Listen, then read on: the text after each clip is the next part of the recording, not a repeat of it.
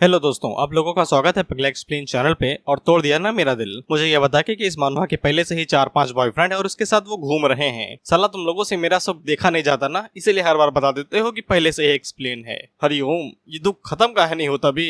तो बिना किसी देरी के वीडियो को शुरू करते हैं। तो हम लोगों ने पिछले एपिसोड में देखा था कि बुढ़ो ने कह दिया था कि मरो, मुझे मौत का नंगा नाच देखना है, इसलिए जो सामने आए उसे पील दो। I don't care about it, बस खुतले आम देखना चाहिए मुझे। इसीलिए कंपटीशन में अफरा तफरी का माहौल था और हर कोई एक दूसरे के ऊपर अटैक कर रहा था और जो अटैक करने के लिए नहीं थे वो ऑफ कोर्स मर रहे थे और छुप के बैठे थे। और इस सुनहरे अवसर पे यहाँ पे बिहान भी जियांग के ऊपर हाथ साफ कर देता है, लेकिन उससे पहले यहाँ पे टैंगिन आ जाती है जो उसे अपने साथ लेके जाती है, ये कहते हुए कि पहले हमें वुसांग को निपटाना है, जिसके बाद छोटे मोटे लोगों को देखेंगे। ये साला कीड़ा है। हालांकि हमें पता है कि वो टैंग जिन के लिए है। खुशी आ जाती है चेहरे पे, कितना हरामी हूँ मैं। पसंदीदा औरत के बारे में सुन के ही मूड एकदम खुश हो जाता है। खैर वो टैंगजिन की भतीजी थी, इसीलिए वो यहाँ पे जियांग की मदद कर रहे थे, क्योंकि टैंगजिन ने पर्सनली उसे कहा था कि तुम्हें जियांग का ख्याल रखना है। तो टैंगजिन ने अपना वादा पूरा किया और उसने जियांग को यहाँ पे बचा लिया। और यहीं पे एपिसोड खत्म हो चुका था। इसके बाद हम लोग देखते हैं कि बिहान के पास यहाँ पे एक सर्वेंट आता है जो कि 6th transfer vulnerable descendant of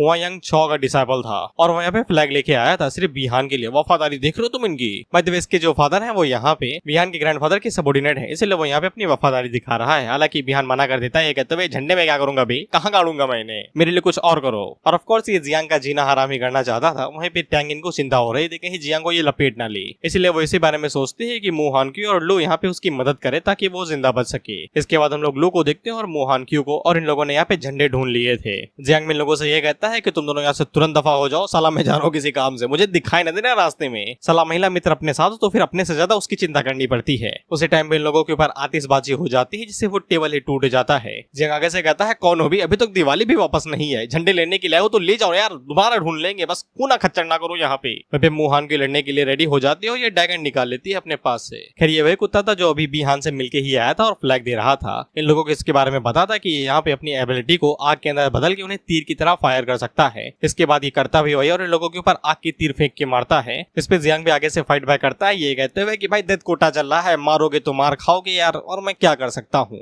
और जियांग आगे से पॉइजन टाइप अटैक इस्तेमाल करता है। वो हमें पता है कि वो कीड़ों का इस्तेमाल करता है। ऑथर ने जो भाई हमें सी बनाया है ना, माथे पे लिखवा चुका हूँ मैं। अबे कोई अंधा बंदा बता देगा कि ये पॉइजन नहीं है, बट एज वी नो, आंखें बंद करके देखो इसे। खैर जियांग ने जो पॉइजन अटैक किया था इससे मर गया ये, छोड़ो।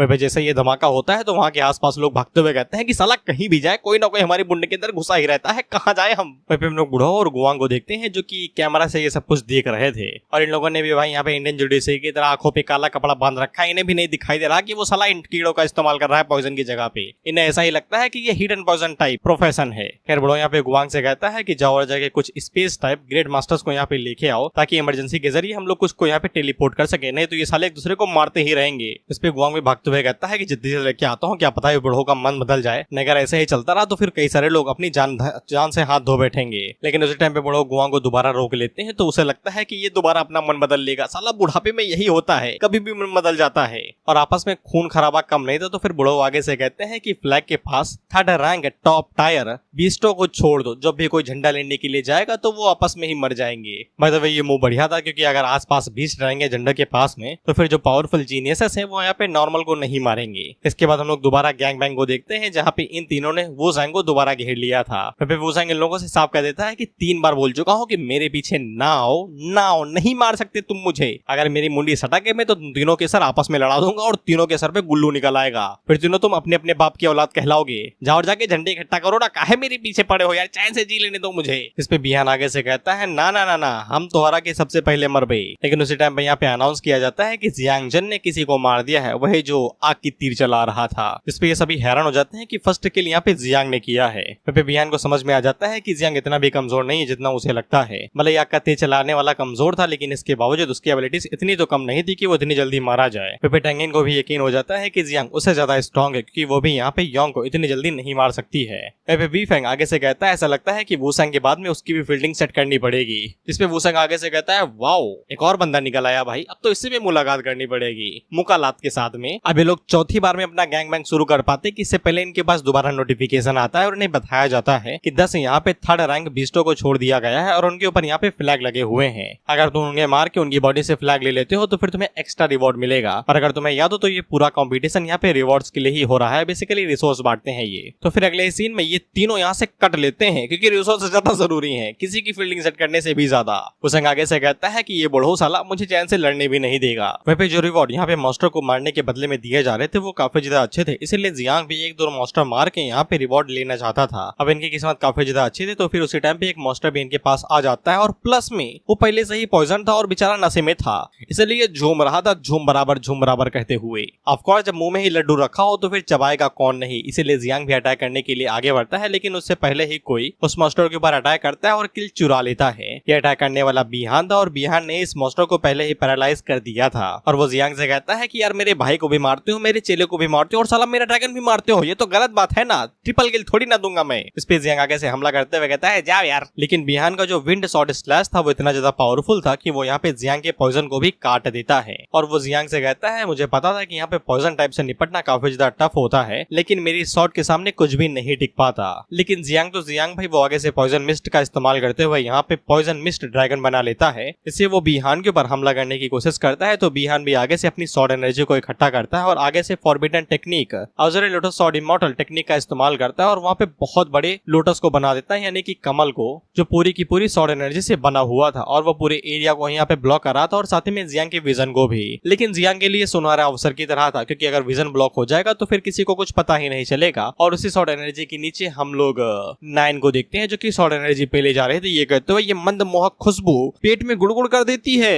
जियांग उसे कहता है गुड़गुड़ वाली जल्दी से इसे पी लो, जिसके बाद मेरी मदद करना इस महामहिम को हराने में। और जब नाइन यहाँ पे आधे से ज्यादा शॉर्ट एनर्जी को खा लेती है तो वो शॉर्ट एनर्जी अपने आप में ही ब्लास्ट हो जाती है और उसका ब्लैक लैस यहाँ पे बिहान को झेलना पड़ता है। खाया पिया कुछ नहीं, गिलास तोड़ा आठाना। फिर वो जियांग से पूछता है कि तुम्हारे पॉइजन में इस शॉर्ट एनर्जी को कैसे डिस्ट्रॉय कर सकता है। इसके बाद वो आगे से दोबारा शॉर्ट जेड का इस्तेमाल करता है, बेसिकली जेड प्रोटेक्शन जो उसके भाई ने भी किया था। और ये भी आगे से अपने भाई की तरह ही लाइन पे ले जा रहा था कि इसे चीर के दिखाओ, तुम्हारा पॉइजन कुछ नहीं कर पाएगा। जियांग भी अपने मन के अंदर सोचता है कि ये 100 फैमिली वाले मरने से पहले नौटंकी करते हैं क्या हर बार इसी तरीके से, या फिर जेड प्रोटेक्शन इस्तेमाल करने पे इनके दिमाग में लोचा पोचा हो जाता है। खैर जो भी हो, वो लू से पूछता है कि तुम्हारे यहाँ पे अर्थ इटर्नल सील्ड इस पूरे एरिया को कवर कर सकती है। इस पे लू आगे से कहती है वो ट्राई करती है, जिसके बाद वो यहाँ पे अर्थ इटर्नल सील्ड का इस्तेमाल करती है तो वो आधे से ज्यादा एरिया को कवर कर लेती है और साथ में ये बाकी लोगों का विजन भी ब्लॉक कर लेगी, यानी कि कैमरा नहीं देख पाएगा कि यहाँ पे क्या होने वाला है। बिहान उससे पूछता है कि क्या करने का इरादा है, गैंग बैंग तो नहीं करोगा ना मेरे साथ। इस पे जियांग आगे से कहता है don't worry, I already have female version of Snorlax जो कुछ भी खाता है, पोकेमॉन वाला स्नोरलैक्स, माय एनिमल स्पिरिट, खाओ पियो बस पड़े रहो। और वो बिहान से कहता है मैं तुम्हें बताता हूँ कि तुहार भाई कैसे मरन बा। जिस पे बिहान आगे से बम फोड़ते हुए बताता है तुम्हें अगर लगता है कि मेरा जेड प्रोटेक्शन उसके वाले का है, मेरा उससे ज्यादा लेवल का है। जिस पे जियांग भी आगे से यही लाइन फेल देता है कि तुम मेरे पहले वाले वर्जन को देखा है, ये मेरा एडवांस वर्जन है। इसके बाद लिटिल लाइन आगे से अटैक करने के लिए आगे बढ़ती है और जियांग उससे कहता है इसके टुकड़े टुकड़े कर दो और बच्चों में बांट देना। जिसपे नाइन आगे से हमला करने के लिए आगे बढ़ती है और मुझे नहीं पता कि ये लोग अभी तक इसे ह्यूमनॉइड फॉर्म में देख सकते हैं या नहीं। बोला ना ऑथर ने हमारे माथे पे सी छुपवा दिया है। खैर नाइन आगे से तेजी के साथ आगे बढ़ती है और वो जेड प्रोटेक्शन के ऊपर अलग अलग एंगल से हिट मारते हुए उसे कमजोर करने लगती है। वह इस वाले जेड पेंडेंट की ड्यूरेबिलिटी पिछले वाले से ज्यादा बेहतरीन थी और उसी टाइम पे उस बीस्ट को भी गुस्सा आ जाता है और वह भी जाग उठ के यहाँ बिहान के ऊपर हमला करने के लिए आगे बढ़ने लगता है। इसीलिए जियांग के पास यहाँ पे कोई भी चॉइस नहीं बचती, उसे यहाँ पे अपनी फुल पावर का ही इस्तेमाल करना पड़ता है। जिसके बाद वो यहाँ पे दोबारा पॉइजन मिस्ट ड्रैगन को बनाता है ताकि वो यहाँ पे नाइन को थोड़ा सा और टाइम दे दे उसके जेड पेंडेंट को तोड़ने के लिए। वह ये बीस्ट तो यहाँ पे खाना ही बनने वाला था छोटे बच्चों के लिए। वही हम लोग नाइन को देखते हैं जो कि लगातार जेड पेंडेंट के ऊपर अटैक करते ही रहती है और वहीं पे बिहान के पास कोई तरीका ही नहीं था अटैक करने के लिए, क्योंकि उसकी शॉर्ट एनर्जी पूरी तरीके से खत्म हो चुकी थी। वह जियांग को समझ में आ जाता है कि यहाँ पे बिहान का जो दादा है वो यहाँ पे अपने दोनों पुतों को अलग अलग तरीके से ट्रीट करता है, क्योंकि इसके पास शॉर्ट एनर्जी टेक्निक्स है और बढ़िया माल है। वह पहले वाले के पास कुछ भी नहीं था। वह धीरे धीरे करके जेड पेंडेंट के ऊपर क्रैक पड़ने लगते हैं और उसी तरीके से यहाँ पे बिहान की थोड़ी थोड़ी चिटकने लगती है, फटने से पहले चिटकती है ना, उसी तरीके से। अभी हम लोग गुआंग को देखते हैं जो कि आगे से यहाँ पे स्पीस टाइप ग्रैंड मास्टर से कहता है कि खड़े क्या हो बे, जल्दी से कुछ करो, उसे यहाँ पे बुलाओ नहीं तो वो साला एक की बलि चढ़ा देगा। तो फिर हम लोग स्पीस टाइप ट्रांसफर को देखते हैं जिसका नाम चेंग युआन था। वो आगे से कहता है कोशिश तो कर रहा हूँ यार, साला वो कुछ दिखाई नहीं दे रहा वहाँ पे कौन सी जगह पे क्या है। अब साला तुक्का थोड़ी ना मार सकता हूँ, एक तो अपनी एनर्जी इस्तेमाल करो और तुक्का मारो, गलत जगह पे पहुंच गया तो स्पेस टेलीपोर्टेशन। बेसिकली इनका जो टेलीपोर्टेशन वाला सर्कल है वो एक ही जगह पे खुलता है, इसीलिए करेक्ट पोजीशन की जानकारी होनी चाहिए। क्या पता वो जो टेलीपोर्टेशन सर्कल था वो बॉडी के ऊपर ऊपर ही में आया, पैर रह ही गए, तो पता चले कर्म करने गया था कांड हो गया, सिर्फ ऊपर की बॉडी आई, नीचे की वहीं रह गई। क्योंकि स्पेस पोर्टल के बीच में जो भी आएगा वो 2 हिस्सों में कट जाएगा, बिल्कुल डॉक्टर स्ट्रेंज वाले पोर्टल की तरह। वह फिल्म गुड़ो को देखते हैं जो कि गुआंग से कहता है क्या फर्क पड़ता है अगर यहाँ पे जेंग गुआओ का बच्चा मर जाता है, यानी कि बीहान। तो फिर गुआंग आगे से बुढ़ो से कहता है अगर वो सच में यहाँ पे कुछ ज्यादा ही इंजर्ड हो जाता है या फिर मारा जाता है तो फिर आप सच में यहाँ पे जेंगाओ के साथ फाइट करने के लिए रेडी है ना? कि हमारे जियांगनांग जोन के कमांडर को पता है इस बारे में कि आप उसके साथ भिड़ने वाले हैं? भले यहाँ पे बुढ़ो के पास अथॉरिटी है कि वो यहाँ की इन्फॉर्मेशन को पूरी तरीके से लीक कर सकता है और यहीं पे ही रोक सकता है, लेकिन जैसे ही ये कॉम्पिटिशन खत्म हो जाएगा तो फिर वो इन्फॉर्मेशन बाहर तो चली ही जाएगी ना। यानी कि अगर बीहान मरता है तो फिर उसका दादा बदला लेने के लिए जरूर आएगा और वो सबसे पहले उंगली इन्हीं के ऊपर उठाएगा। इतना चलता है भाई, बड़े बाप की बेटी को कौन भाई प्रोटेक्शन नहीं देगा। अभी बुढ़ो भी अपने मन के अंदर यही सोच रहा था कि बीहान की एबिलिटी यहाँ पे एक अच्छी फसल के तरीके है, लेकिन जियांग चन क्या उसे सच में मार सकता है? और उससे बड़ी बात ये भड़वा हमारी नजर क्यों बंद कर रखा है, इतनी सील से हमारे लिए विजन क्यों ब्लॉक किया हुआ है? कौन सा वहाँ पे मुजरा करके उसे मारेगा भाई? इधर हम लोग जियांग को देखते हैं जिसने उस बीस्ट को मार दिया था, अब खाना खजाना चालू था। तो इसी तरफ नाइन ने यहाँ पे जेड पेंडेंट को आधे से ज्यादा पूरी तरीके से डिस्ट्रॉय कर दिया था, बस सिर्फ 20% ही बचा था। तो फिर जियांग को जब लग ही रहा था कि वो बीहान का किस्सा खत्म ही कर देगा तो फिर उसी टाइम पे बुढ़ो टेलीपैथी के जरिए जियांग से कहते हैं कि जल्दी वहां से भाग जाओ क्योंकि स्पेस टाइप ग्रैंडमास्टर वहां पे बीहान को बचाने के लिए आ रहा है। बेसिकली बुढ़ो को अंदाजा लग चुका था कि जियांग कुछ ऐसा इस्तेमाल कर रहा है जो वो सबको नहीं दिखाना चाहता, इसलिए उसने यहाँ पे विजन को ब्लॉक किया था। जियांग को सब कुछ समझ में आ जाता है कि उसे यहाँ पे बोरिया बिस्तर बांधना पड़ेगा, नहीं तो उसका भांडा फूट जाएगा, इसलिए वो जल्दी से नाइन को अपने पास बुलाता है और उसे यहाँ पे बीहान की बिल्कुल भी चिंता नहीं थी। दरअसल वो यहाँ पे अपने इंसेट को भेज के सेल्फ डिस्ट्रक्ट का इस्तेमाल करके बीहान को मार सकता है बिना किसी दिक्कत के। इसके बाद हम लोग देखते हैं कि बीहान के पास में 2-3 कीड़े जाते हैं और वो आगे से सेल्फ डिस्ट्रक्ट का इस्तेमाल करते हैं और वहाँ पे गड़ाम से एकदम धमाका होता है। वो धमाका तो एकदम भयंकर था, एकदम धुआं धुआं हो जाता है, लेकिन बीहान नहीं मरा था। तो क्योंकि स्पेस टाइप ग्रैंडमास्टर एंड मौके पे बीहान को बचा ले जाता है, लेकिन उसका निशाना पक्का चुक गया था क्योंकि उसका हाथ यहीं रह जाता है। पता नहीं बेचारा बीहान अब हिलाएगा कैसे, हाथ तो यहीं रह गया। खैर बीहान के साथ साथ यहाँ पे 3 झंडे और उसकी शॉट भी रह गई थी और ये तीनों एकदम कड़क माल है क्योंकि इनसे रिवॉर्ड मिल सकता है। जियांग आगे से कहता है बच गया साला, चलो लेकिन कम से कम हिला तो नहीं पाएगा, अब इसके हाथ को मैं ट्रॉफी की तरह रख लूंगा। इसके बाद वो बीहान के शॉट को यहाँ पे लो को दे देता है, ये कहते हुए ये तुम रखो। और भाई तो उसको शॉट क्यों दे रहा, वो उसका इस्तेमाल भी नहीं कर पाएगा सिवाय बेचने के। और वह यहाँ पे झंडों को भी बांटना चाहता था। बेसिकली झंडों को दे के इन लोगों को रिवॉर्ड मिल सकता है और इनका रिवॉर्ड कुछ 100 मिलियन टाइप में है, यानी कि 1 करोड़ या 2 करोड़ के आसपास, सॉरी 10 करोड़ 100 मिलियन पता नहीं यार। हालांकि दोनों लड़कियों को यहाँ पे कुछ भी नहीं चाहिए था और लो को शॉट मिल गई, उसके लिए इतना ही काफी था। और वहाँ पे मुंह हानकियों को बस लड़ाई देखनी थी कि वो सैंग कैसे पीला जाएगा, दैट्स इट, इतना ही। इसके बाद हम लोग गुआंग को देखते हैं जो कि स्पेस टाइम ग्रैंड मास्टर के ऊपर भड़क रहा था, ये कहते हुए कि तुमने अपने काम ढंग से क्यों नहीं किया, निशाना सही से काहे नहीं लगा, बेचारे का हाथ वही रह गया, वो हिलाएगा कैसे ये बताओ हमें। स्पेस टाइप ग्रैंड मास्टर आगे से कहता है कि यार तुक्का मारा था यार, एक तो प्रेशर इतना ज्यादा था, विजन ब्लॉक था, निशाना लगा नहीं पा रहा था, ये तो कोई सही निशाना लग गया, सिर्फ हाथ ही रहा, नहीं तो नुन्नू भी रह जाता, ना बांस रही थी ना बांसुरी। इस पे गुआंग उसे कहता है तू रुक, तुझे बताता हूँ तेरी नौकरी मैं खा जाऊंगा, तू बस रुक। इस पे हम लोग बुढ़ो को देखते हैं जो कि आगे से चिल्लाते हुए कहते हैं चुप रहो तुम दोनों यार। और वो गुआंग के ऊपर चिल्लाते हुए कहता है तुम्हें पता है कि तुम हमेशा के लिए यहाँ पे 5th टायर ट्रांसफर क्यों रुके हुए हो? जो 5th ट्रांसफर बता रहे हैं एक तरीके से स्टेज है जिसके कल्टीवेशन के अंदर की कंडीशन होता है इस तरीके से, बाकी लेवल लेयर्स की तरह हैं। 10 पे एक स्टेज पे आएगी, 20 पे सेकंड स्टेज आएगी और इसी तरीके से 30 पे 3rd ट्रांसफर होगा इस तरीके से। अभी तक इतना ही समझ में आया, बाकी ऑथर तो हमारे माथे पे सीच पुआ ही चुका है। खैर बुढ़ो यहाँ पे गुआंग से कहता है कि तुम इस 5th ट्रांसफर पे सिर्फ इसीलिए रुके हुए हो क्योंकि तुम बड़े और पावरफुल लोगों से फेवर से लेते हो और तुम्हारे अंदर सेल्फ कॉन्फिडेंस नहीं है। जब तुमने अभी कहा कि यहाँ पे अगर हम लोग बीहान को नहीं बचाते और उसे मरने के लिए छोड़ देते हैं तो फिर जेंगाओ यहाँ पे एक वॉर शुरू कर सकता है। मैंने इस बात पे तब कोई जवाब नहीं दिया, लेकिन अब मैं तुम्हें बता देता हूँ अगर ऐसा कुछ होता है तो मैं कॉन्सिक्वेंसेस का सामना करने के लिए रेडी हूँ और बैटलफील्ड में मरने तक को रेडी हूँ। और ये बात बैटलफील्ड की, तो फिर बैटलफील्ड पे कोई भी मर सकता है, कोई भी, एक 9th ट्रांसफर लेवल का वुडी भी कोई भी मर सकता है। क्या उसके सामने बीहान की कोई औकात है? लेकिन गुआंग अभी भी यहाँ पे इसी बात पे अड़ा हुआ था कि जेंगाओ कुछ कर सकता है, लेकिन ब्रो उसे कहता है भाड़ में जा यार, तुम इतना समझाया तुम्हें समझ में नहीं आ रहा है, जो भी इन्फॉर्मेशन है वो अंदर ही रहनी चाहिए और ये मैच कल सुबह 6 बजे खत्म हो जाना चाहिए। मैं जियांगनान हेडक्वार्टर्स जा रहा हूँ किसी काम से। वहीं पे लोग बीहान को देखते हैं जिसे मैच से एलिमिनेट कर दिया गया था और एलिमिनेट करने का क्रेडिट जियांग के पास जाता है। वहीं पे सभी लोग हैरान होते हैं कि जेंगाओ का बेटा यहाँ पे पील दिया गया, सॉरी ग्रैंडसन। इसके बाद हम लोग टैंगिंग और बाईफैंग को देखते हैं जो कि सुअर मारने में बिजी थे और इनको भी जैसे ही पता चलता है कि जियांग ने अकेले यहाँ पे बीहान को हरा दिया है तो ये भी हैरान हो जाते हैं। वहीं पे हम लोग वू सैंग को देखते हैं जो कि आगे से कहता है वाओ वेरी इंटरेस्टिंग। इसके बाद हमारी मुलाकात यहाँ पे जियांगनैन जोन के commander in chief Duan Jinghai से होती है, जो कि यहाँ पे बुढ़ो से कहते हैं क्या हुआ भाई, इतनी जल्दबाजी में आ गए, कोई बढ़िया माल लिया है क्या फूकने के लिए। इस पे बुढ़ो सबसे पहले यहाँ पे फॉरबिडन बैरियर लगाते हैं ताकि बात आपस में ही रहे। इससे डुआन को समझ में आ जाता है कि माल कुछ ज्यादा ही बढ़िया है, इसीलिए बैरियर लगा दिया गया है। और फिर बुढ़ो यहाँ पे डुआन से कहता है उसे कुछ इन्फॉर्मेशन चाहिए क्योंकि वो हिस्ट्री ज्यादा पढ़ता है, और वहाँ पे डुआन से पूछता है क्या पॉइजन यहाँ पे मेंटल स्पिरिट को रोक सकता है या फिर तोड़ सकता है। इस पे डुआन आगे से बताता है कि ये थ्योरी के अंदर तो पॉसिबल है लेकिन प्रैक्टिकली करना एक बहुत ही ज्यादा मुश्किल। डुआन हमें यहाँ पे लंबा चौड़ा बताता है कि जो मेंटल स्पिरिट होती है वो सोल एसेंस और थॉट के साथ मिलकर बनाई जाती है, जो बहुत ही ज्यादा स्ट्रॉन्ग होती है। इसीलिए अगर उसे पॉइजन के साथ तोड़ना है तो फिर पॉइजन बहुत ज्यादा स्ट्रॉन्ग और एकदम पावरफुल होना चाहिए, और इतना पावरफुल पॉइजन होता ही नहीं है जो इतना पावरफुल हो। बड़ो डुआन से पूछता है क्या तुमने कभी सुना है कि ऐसा कुछ हुआ है। इस पे डुआन आगे से बताता है कि यहाँ तक कि 4th रैंक का पॉइजन किंग भी ऐसा कुछ भी नहीं कर सकता है। और डुआन को पता लग जाता है कि बुढ़ो को कंपटीशन के दौरान ही कोई पावरफुल पॉइजन टाइप जीनियस मिला है जिसने ये कारनामा कर दिखाया है। और वो बुढ़ो से पूछता है कि तुमने सही से देखा ना, कहीं वो कोई पावरफुल वेपन तो नहीं था। पॉइजन के साथ मेंटल स्पिरिट को तोड़ना और रोकना काफी ज्यादा टफ है। बुढ़ो आगे से कोई भी जवाब नहीं दे रहे थे, तो फिर यहाँ पे डुआन आगे से कहता है कि तुमने कंपटीशन के दौरान में जो आग मुती ना कि मुझे मौत का नंगा नाच देखना है, खून की नदियां देखनी है, मैंने यहाँ पे कुछ नहीं कहा, रिस्पेक्ट की वजह से कम अब तो सच बता दो।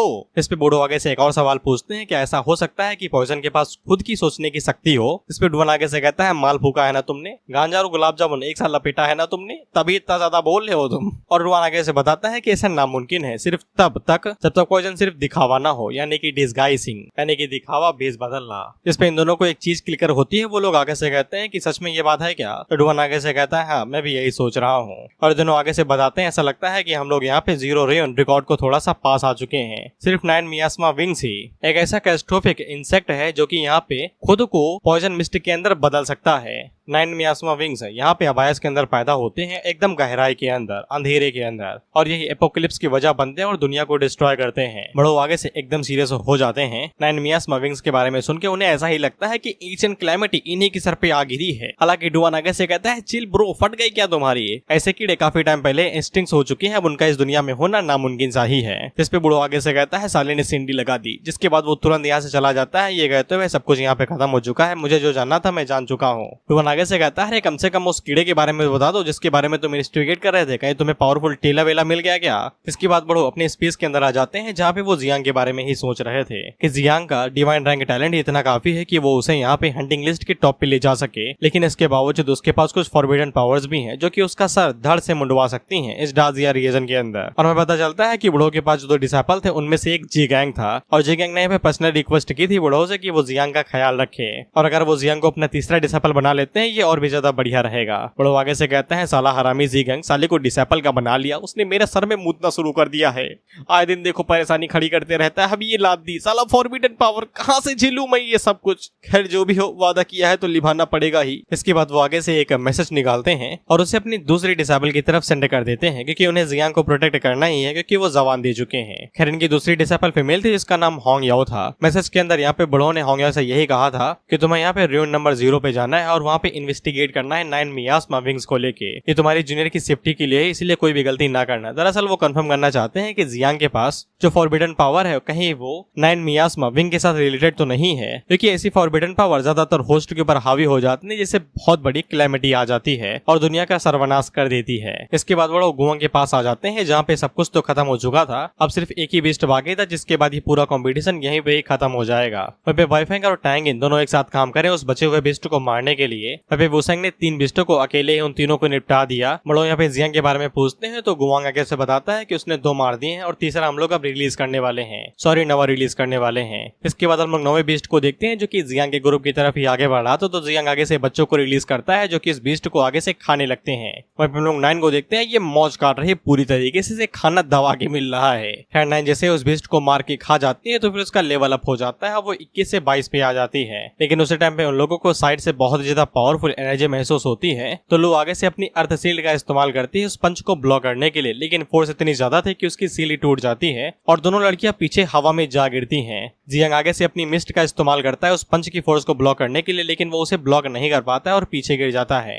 तो फिर पॉइजन आगे से फोर्स को एब्जॉर्ब कर लेता है और धमाका वमाका नहीं होता है। वुसेंग यहाँ पे जियांग से कहता है कि तुमने मेरे पंच को ब्लॉक कर लिया और उसकी पावर को भी खा गए, कोई डाउट नहीं है, सभी लोग यहाँ पे तुम्हें पॉइजन डीमन जियांग चंज बुला रहे हैं। जियांग भी उसकी पंच की तारीफ करता आता है और उसे पूछता है कि बिस्ट चुराने के लिए आए हो क्या। वो संग आगे से कहता है उसका क्या करूंगा भाई, उसे तो तुमने पहले ही जहर दे दिया है, उसके बचे हुए खोखले का मैं क्या करूंगा, चाट डालूंगा। जियांग उसे पूछता है तो फिर गुइयां छिलने के लिए आए हो क्या, बताओ ना किस काम से आए हो। इस पे वूसंग आगे से ऑरा रिलीज करते हुए कहता है कि गलत न समझना, बस तुमसे मिलना चाहता हूँ बस। बाकी इसके हाथों को देख के मुझे नहीं लगता है कि ये मुलाकात लात घुसों में नहीं बदलेगी। जियांग को भी समझ में आ जाता है कि इसे मुलाकात की जगह पे मुकालात करनी है, इसलिए वो आगे से लड़ने के लिए रेडी हो जाता है और अपने पॉइजन मिस्ट को यहाँ पे रिलीज करता है। तो वूसंग भी आगे से अपने पंच फोर्स को रिलीज करता है और जब वो सामने की तरफ एक पंच मारता है तो वो फोर्स इतनी ज्यादा पावरफुल थी कि वो जियांग के पॉइजन मिस्ट को यहाँ पे फैला देती है और लगातार आगे बढ़ती रहती है। और वो फोर्स जैसे यहाँ पे जियांग के साथ टकराती है तो जियांग खिसकते हुए पीछे चला जाता है। वह जियांग के आगे टांगे ढीले हो चुके थे और नाइन को उसकी चिंता हो रही थी, लेकिन जियांग नाइन से कहता है अगर तुम इसकी बॉडी और फ्लैश को निगल लोगी तो फिर तुम्हारा लेवल कई बार बढ़ जाएगा।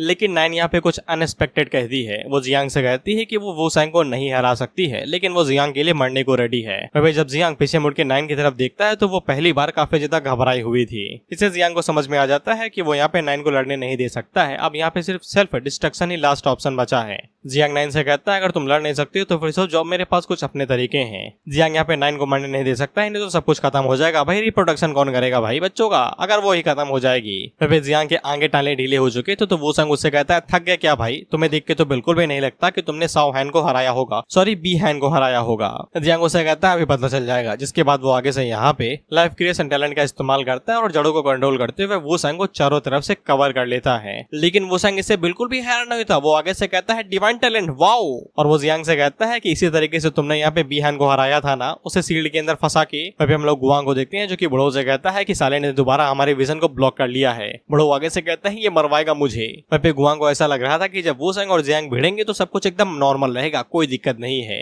लेकिन बुढ़ो आगे से कहते हैं जियांग को बचाओ भाई, वो मेरा ही डिसेबल होने वाला है। इस पे गुआंग आगे से कहता है कि अब आप बीच में उंगली नहीं कर रहे हैं। इस पे बुढ़ो आगे से कहता है तुम चुप रहो यार। वूसंग यहाँ पे 46 लेवल पे, वहीं पे जियांग चन सिर्फ 26 लेवल पे है, दोनों के बीच में कोई कंपैरिजन ही नहीं है। हालांकि वो बस यहाँ पे जियांग को बचाना चाहते हैं और कुछ भी नहीं। अब इसके बाद हम लोग जियांग को देखते हैं जो कि यहाँ पे अपने कीड़ों को रिलीज करता है। इस पे वूसंग तो हैरान होता है कि ये साला यहाँ पे कीड़े भी बना सकता है क्या जड़ों के अलावा। और वो जियांग से कहता है कि अच्छा ये है तुम्हारी रियल पावर। तो फिर वूसंग भी यहाँ पे अपनी रियल पावर को रिलीज करता है, ये कहते हुए पहाड़ों को हिला दो, समुद्र में बदल दो। इसके बाद जियांग यहाँ पे कीड़ों को कंट्रोल करते हुए वूसंग के चारों तरफ फैलाने लगता है ताकि वो उसे सेल्फ डिस्ट्रैक्ट कर सके। लेकिन हम लोग वूसंग को देखते हैं जो कि आगे से माउंटेन स्ट्राइक पिक्स का इस्तेमाल करता है और जमीन के ऊपर धड़ाधड़ पंचेस मारने लगता है। तो जमीन के अंदर जो फोर्स जा रही थी वो वापस बाहर भी आ रही थी, जिससे वो कीड़े यहाँ पे मारे जा रहे थे। बेसिकली अर्थ स्पाइक की तरह ही समझो, जमीन से पावर निकल रही है। इसी बीच जियांग को यहाँ पे मौका मिल जाता है और वो 2 कीड़े यहाँ पे वूसंग के पास भेजता है और मौका मिलते ही वहाँ पे उन्हें सेल्फ डिस्ट्रैक्ट कर देता है, जिससे वहाँ पे तगड़े धमाके होते हैं। लेकिन वूसंग को इससे कुछ भी नहीं होता, वो धुएं से एकदम हीरो की तरह बाहर निकलता है और जियांग से कहता है मुझे पता था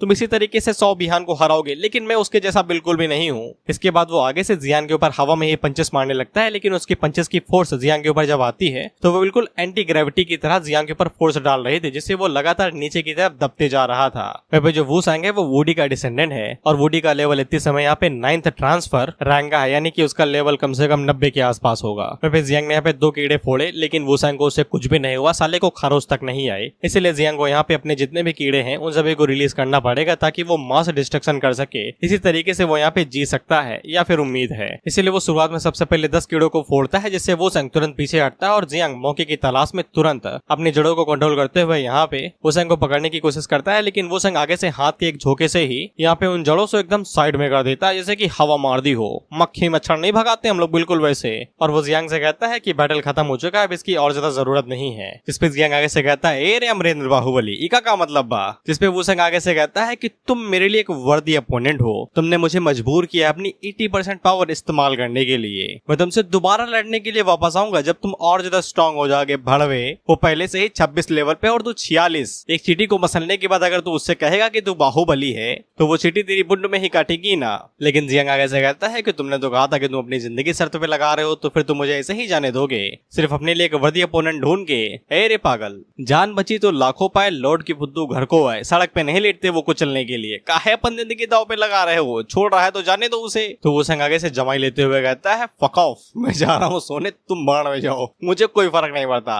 जियांग उससे कहता है कि तुम मुझे फर्स्ट प्लेस दे रहे हो। वो संग आगे से कहता है फक ऑफ, मैंने कहा ना मुझे सोना दो बस, मैं थक चुका हूँ, नींद जरूरी है मेरे लिए, रिसोर्स गए तेल लेने। इस पे जियांग को चिड़न होती है, वो आगे से चिल्लाते हुए कहता है ठीक है सारी रिसोर्स ले लूंगा, पी जाऊंगा मैं उन्हें घोल के। इसके बाद हम लोग गुआंग और वहाँ पे साथ ही में स्पेस टाइप वाले ग्रैंड मास्टर को देखते हैं, जो कि दोबारा बचाने के लिए गया था लेकिन वापस आ गया सिर्फ पॉइजन लेके। अब ये दिन नशे में घूमेगा। वहाँ पे बुढ़ो यहाँ पे वुसांग की तारीफ कर रहे थे कि वो वुडी का डिसेंडेंट है, इसीलिए साला इतना पावरफुल है। लेकिन साला इतना ज्यादा पावरफुल होने के बावजूद दादागिरी दिखाता है, छोटे छोटे लेवल वाले बंदों को पेटला है ये। इसके बाद वो लोग जियांग के लिए यहाँ पे 10वां बीस्ट रिलीज करते हैं, तो जियांग पलक झपकते ही उसे मार गिराता भी है। इसके बाद हम लोग होंगियाओ को देखते हैं, जो कि बुढ़ो की फर्स्ट डिसाइपल है, जिगांग दूसरा है। सॉरी, गलत इन्फॉर्मेशन के लिए। खैर वो नंबर 0 रियोन के अंदर आई थी और ये जगह एक तरीके से नाइटमेयर ही है। यहाँ पे ऐसा कोई बंदा नहीं है जिसका लेवल यहाँ पे 60 से नीचे ना हो। सिस्टर होंगियाओ का लेवल है वो 7th ट्रांसफर है, यानी कि 70 के आसपास होगा इनका लेवल। और वो जियांग के लिए यहाँ पे ये सारी चीजें। इसके बाद वो अपने सामने आने वाली हर किसी ज़ॉम्बी को मारते हुए आगे बढ़ने लगती हैं, और उन सभी मॉन्स्टर्स को मारते मारते वो आगे बढ़ती हैं। तो फिर उनकी मुलाकात एक स्टोन टैबलेट से होती है, जिसके अंदर से एक अजीब सा ऑरा बाहर निकल रहा था। और ये पत्थर यहाँ पे कई 100 सालों से पड़ा हुआ है, लेकिन इसके बावजूद ऑरा अभी तक निकल रहा है। दरअसल ये एक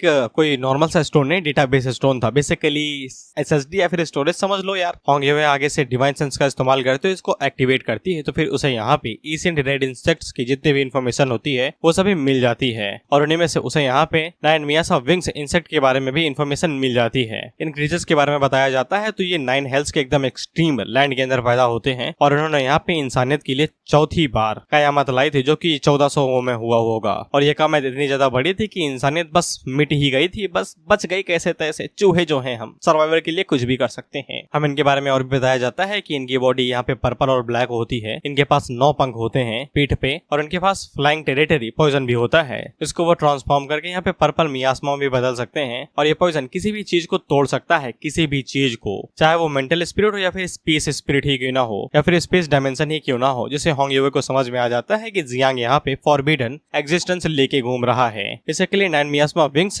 इंसेक्ट को और उनकी मदर क्वीन को। इसके बाद हम लोग जियांग पे आते हैं, और उसने यहाँ पे 10वें मॉन्स्टर को भी मार गिराया था, और ऊपर से लोगों के पास झंडे भी इकट्ठा हो गए थे, जिसकी मदद से ये लोग फर्स्ट पोजीशन काफी इजीली पा सकते थे। हम लोग बाइफेंग को देखते हैं, और इससे यही लग रहा था कि वुसांग यहाँ पे फर्स्ट पोजीशन होल्ड करेगा। लेकिन जब आगे से नोटिफिकेशन बताया जाता है कि एग्जामिनेशन पूरा हो चुका है, 3 मिनट के अंदर इस जगह को छोड़ के बाहर निकल जाओ, नहीं तो मारे जाओगे। तो फिर जियांग इस मौके का फायदा उठाता है और वो अपने बच्चों को रिलीज कर देता है, ये कहते हुए अंदर की तरफ जितने भी मॉन्स्टर पड़े हुए हैं उन सभी को खा लो, ये तुम्हारे लिए ही फायदे का रहेगा। जिसके बाद हम लोग बीहान को देखते हैं, और इसका हाथ सच में कट गया था। अब ये मन के अंदर सोचता है कि मैं अपने दादाजी को अपनी शकल कैसे दिखाऊंगा। इसके बाद हम लोग बुढ़ो को देखते हैं, जो कि उन लोगों से कहते हैं कि जो भी प्रमोट हुए हैं वो सभी मेरे साथ फॉरबिडन जोन ट्रायल के अंदर चलेंगे। वो सभी लोग फॉरबिडन जोन ट्रायल का नाम सुन के काफी ज्यादा घबरा जाते हैं, क्योंकि हुजिया के अंदर यहाँ पे टोटल 8 फॉरबिडन जोन्स हैं, जिनमें से हर एक फ्लोर पे एकदम ट्रेजर तो एकदम भरमार से भरे पड़े हैं, एकदम रिसोर्स की कमी नहीं है यार वहाँ। लेकिन समस्या खतरा है, पलक झपकते ही मौत से टक्का से सामना हो सकता है, इसलिए ये सभी लोग घबराए हुए थे। हालांकि इन्हें यकीन था कि जब तक बुढ़ो इन लोगों के साथ है तब तक इन्हें कुछ भी नहीं होगा। लेकिन समस्या ये थी कि बुढ़ो हम लोगों को कंधे पे थोड़ी ना बिठा के लेके जाएगा। तो बुढ़ो आगे से अपनी सॉर्ड बाहर निकालता है, और होंगियाओ ने इसे बता दिया था कि जियांग यहाँ पे सच में फॉरबिडन 9 विंग्ड मियास्मा को लेके घूम रहा है, जो सरदर्दी की बात हुई। जिसके बाद वो आगे से अपनी सॉर्ड का इस्तेमाल करता है और जमीन को खटाखट गाजर मूली के तरीके काट देता है। इसके बाद वो अपनी सॉर्ड को ऊपर फेंकता है और उसे बड़ा कर देता है, जिससे कि कल्टीवेटर इस्तेमाल नहीं करते हैं अपनी सॉर्ड का इस्तेमाल उड़ने के लिए। बुढ़ो बिल्कुल वही करता है, और वो इस पूरी जगह को जितना उसने काटा था उसे उखाता है और सॉर्ड के ऊपर लाद के उड़ते हुए आगे बढ़ने लगता है फॉरबिडन जोन के लिए। वहीं ये सभी लोग एकदम एक्साइटेड हो जाते हैं कि बुढ़ो ने इन्हें एकदम ड्राइव ही दे दी। ये कहते हुए कि चलो गाड़ी तेरा भाई चलाएगा। वहीं जियांग इन दोनों से पूछता है कि तुम लोगों को मैंग मार्स फॉरबिडन जोन के बारे में क्या क्या पता है, सब उगल दो। ये दोनों आगे से हाथ खड़े कर देती है, कहते हुए भाईजान हम नहीं जानते। लेकिन मोहन क्योंकि ग्रैंडफादर ने उसे एक बार बताया था यूएनमेंग मार्स फॉरबिडन जोन भले यहाँ पे डेंजर लेवल में सबसे कम आता है, लेकिन ये सबसे ज्यादा पेचीदा होता है, क्योंकि यहाँ पे छुपे हुए खतरे नहीं होते हैं, लेकिन परेशानी और दिमाग को घुमा देने वाले कई सारे स्पेस पॉकेट्स और टाइम डायमेंशंस होते हैं। इस रीजन के अंदर यहाँ पे अनगिनत डायमेंशन फ्रेगमेंट्स जो कि बबल की तरह है, जो एक दूसरे से कनेक्टेड तो हैं, लेकिन ये प्रोसेस को काफी ज्यादा पेचीदा बना देते हैं। कहीं पे समय कम होता है, कहीं पे समय तेज होता है, इसलिए ये पूरा स्पेस यहाँ पे एकदम अर्थ से भी बड़ा माना जाता है। अगर एक बार भटक गए तो हमेशा के लिए खो गए। जियांग आगे से पूछता है कि यहाँ की समय धारा कैसे चलती है बाहर के मुकाबले में। मोहन क्यों आगे से बताती है कि यहाँ की समय धारा बाहर की दुनिया से एकदम अलग होगी। एक बार एक बंदा गांजा फूक के इस फ्रेगमेंट के अंदर घुस गया था, एकदम डिटरमाइंड माइंडसेट के साथ में कि वो साला बाहर निकलेगा, एकदम फुल प्रूफ गंजेड़ी बन के ही निकलेगा। तो फिर वो जब वो बाहर निकला तो फिर वो यहाँ पे 7th ट्रांसफॉर्म सील्ड किल बन चुका था, लेवल कम से कम 70 के आसपास होगा। उसके हिसाब से उसने फॉरबिडन जरिया के अंदर कम से कम 200 साल बिताए थे, लेकिन जब वो बाहर निकला तो हम लोगों के लिए सिर्फ 2 ही घंटे हुए थे। यहाँ तक कि मोहन क्योंकि ग्रैंडफादर भी अंदर एक्सप्लोर करने के लिए गए थे, वो रास्ता भटक के 3 दिन के लिए गायब हो गए थे, लेकिन जब वो बाहर निकले तो फिर उनके लिए 3 साल बीत गए थे। इसे जियांग को समझ में आ जाता है कि यहाँ पे सोचने का यही मतलब है कि तुम भगवान भरोसे। अपॉर्चुनिटीज और रिस्क कभी भी आ सकते हैं, रैंडम है ये चीजें। लेकिन लोग आगे से कहते हैं कि चिंता न करो, जब तक बुढ़ो हमारे साथ तब तक हमें कुछ भी नहीं होगा, उसे रास्ता अच्छे से पता होगा। फिर जियांग अपने मन के अंदर सोचता है कि ये जगह खतरों से भरी पड़ी है, लेकिन अगर तुम भगवान भरोसे हो तो तुम कहीं ना कहीं पहुंच ही जाओगे। और जियांग को ये भी लगता है कि बुढ़ो यहाँ पे ये सब कुछ उसके लिए कर रहा है ताकि वो यहाँ पे पावरफुल बन सके। इसके बाद हम लोग बुढ़ो को देखते हैं और उन्हें यहाँ पे डर लग रहा था, अगर होंग यूए ने यहाँ पे 9 विंग्ड मियास्मा के बारे में पता लगा लिया है तो फिर बियान का ग्रैंडफादर भी इसके बारे में बहुत जल्द ही पता लगा लेगा और वो लोग पक्का वार के इरादे से ही आएंगे। इसलिए जब तक वो लोग यहाँ पे इस डायमेंशन और फॉरबिडन जोन के अंदर है तो फिर उन लोगों के पास इतना टाइम है कि वो लोग यहाँ पे कुछ दोस्त बना सकते हैं उस वॉर से निपटने के लिए। इसके बाद हम लोग यहाँ पे कुछ फैमिली मेंबर्स को देखते हैं जो कि अपने जीनेसस और सन्स के लिए वहाँ पे आए थे, और उन्हें जैसा ही पता चलता है कि बुढ़ो ने पूरा कॉन्टिनेंट ही उठा के लेके चले गए हैं तो फिर इन्हें ऐसा लगता है कहीं बुढ़ो उन बच्चों के साथ रेबेलियन या फिर गद्दारी तो नहीं करना चाहता। इसके बाद लोग डुवान के बारे में सोचते हैं कि वो कहाँ पे है, तो फिर हम लोग डुवान को देखते हैं जो कि इन सभी फैमिली मेंबर्स की तरफ आगे बढ़ रहा था। वहीं पे बुढ़ो ने मैसेज करके बता दिया था कि वो किसी काम से इन सभी बच्चों को फॉरबिडन जोन लेके जा रहा है और वो रैंकिंग सिलेक्शन डे वाले दिन वापस आ जाएंगे। तब तक फैमिली मेंबर्स और बाकी सभी चीजों की जिम्मेदारी यहाँ पे डुवान के कंधों पे है। अगर कोई रिस्पॉन्सिबिलिटी या फिर कोई कैजुअलिटी होती है तो वो उसकी जिम्मेदारी ले लेंगे।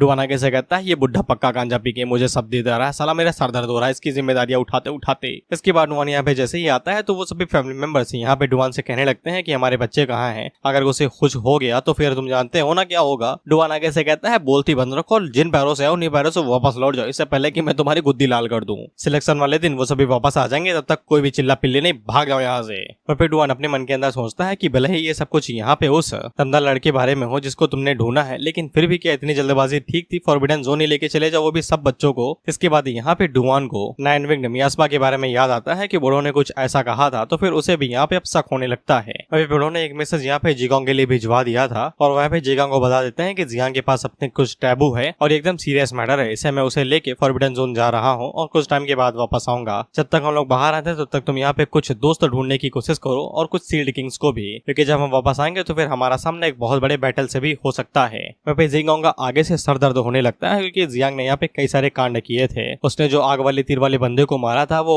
हुआंग फैमिली का एक प्रोडिगी था, और साथ ही में उसने जो बी हान के साथ किया है वो तो कुछ ज्यादा ही हाई लेवल की चीज है, खुद को बेचारा संतुष्ट भी नहीं कर पाएगा वो बिना लड़की के। और ऊपर से जियांग के पास यहाँ पे कुछ टाबू भी है जिसका सामना हर कोई नहीं कर सकता है, इसलिए ये टफ चैनल जो होने वाला था जियांग के लिए। खैर अब जियांग के पास यहाँ पास एक ही चारा था, वो था एलाई ढूंढना और कुछ भी नहीं। इन लोगों के पास यहाँ पे टोटल 4 सील्ड किंग्स हैं जो कि एकदम पावर हाउस लेवल के हैं, लेकिन इसके बावजूद वो लोग इतने बड़े बैटल को होल्ड नहीं कर पाएंगे, इन्हें और भी ज्यादा लोगों की जरूरत पड़ेगी। इसलिए जियांग यहाँ पे मू फैमिली और मर्चेंट फैमिली यानी कि लू फैमिली से मिलने के लिए जा रहा है, क्योंकि वो लोग यहाँ पे बैठ के टाइम वेस्ट नहीं कर सकते हैं। इस पे टैंग जिन काफी ज्यादा खुश हो जाते हैं क्योंकि आज तक उसने जियांग को इतना ज्यादा कॉन्फिडेंट नहीं देखा था। इसके बाद हम लोग बुढ़ो को देखते हैं जो कि होंग यूए से पूछता है कि जब हम लोग वापस लौटेंगे तो फिर हमें क्या करना चाहिए। हालांकि होंग यूए को कोई फर्क नहीं पड़ता है, वो आगे से कहती है कि हमारे छोटे जूनियर ब्रदर के पास में यार 9 विंग्ड मियास्मा है जो कि कूल बात है, काश मेरे पास भी होता, मैं एक को पालना चाहती हूँ। बड़ा उससे कहते हैं थोड़ा गम खाओ, सीरियस हो जाओ यार, हमारी फटी पड़ी है 2 दिन से हम भागने नहीं गए और तुम बता रहे हो कि तुम्हें भी एक पालना है, पहले ही हम लोग पालतू पाल के रखे हैं और ना तो मुसीबत बढ़ाओ। इस पे होंग यूए आगे से बताते हैं कि डाजिया के पास 0 टॉलरेंस है, यानी कि सहनशीलता है किसी टाबू चीज के लिए, और 9 मियास्मा विंग्ड के लिए तो बिल्कुल भी नहीं। वो लोग इस चीज को चाह के भी ठीक नहीं कर सकते, इसलिए इन लोगों को यहाँ पे डायरेक्ट जेनगाओ को मारना ही पड़ेगा अगर वो मुसीबतों से बचना चाहते हैं तो। इस पे बड़ा उससे कहते हैं थोड़ी सी तो बुद्धि लगा लो यार, साला मैंने अपनी पूरी रेपुटेशन और पूरी जिंदगी यहाँ पे लगा दी सिर्फ पागलों की फौज पालने में। दरअसल बड़ों ने यहाँ पे 3 डिसेपल बनाए हैं। सबसे पहले यहाँ पे होंग यूए है, इसको घंटा फर्क नहीं पड़ता किसी चीज से, वो एकदम राउडी है, जो मन में आता है वो करती है, दुनिया का ही तेल लेने। इसके बाद जियांग आता है जो कि 1 नंबर का पगलेट और एकदम जिद्दी है, जो मन में आता है ये भी वही करता है और हमेशा सर दर्द देते रहता है बूढ़ों को। जिसके बाद तीसरे नंबर पे आता है जियांग, ये भी 1 नंबर का जिंदी और एकदम बेवकूफ है, 0 टॉलरेंस है किसी चीज को लेके और कहीं भी माथा फोड़ देता है और कहीं की मुसीबत कहीं भी पेल देता है। फिर होंग यूए बूढ़ों से पूछती है कि आप जियांग को बचाने के लिए इतना ज्यादा कोशिश क्यों कर रहे हैं, इतना तो किसी के लिए नहीं करते आप। बूढ़ो आगे से बताते हैं मुझे ये बताओ जब मैंने तुम्हें अपने डिसेपल बनाया था तो तुमने क्या पहना था, सिर्फ एक रेड आर्मर। मुझे लगा कि ये मजेदार चीज है और मैंने तुम्हें अपने डिसेपल बना लिया। जियांग के साथ भी यही मामला था, उसने तो बूढ़ो को ठरकी ही समझ लिया था, वो हर एक क्लब के सामने बाहर खड़ा रहता था कि ये बुड्ढा जहां दिखेगा वहीं पकड़ लूंगा। और जब सौ फैमिली यहाँ पे जानबूझ के और एकदम फोर्सफुली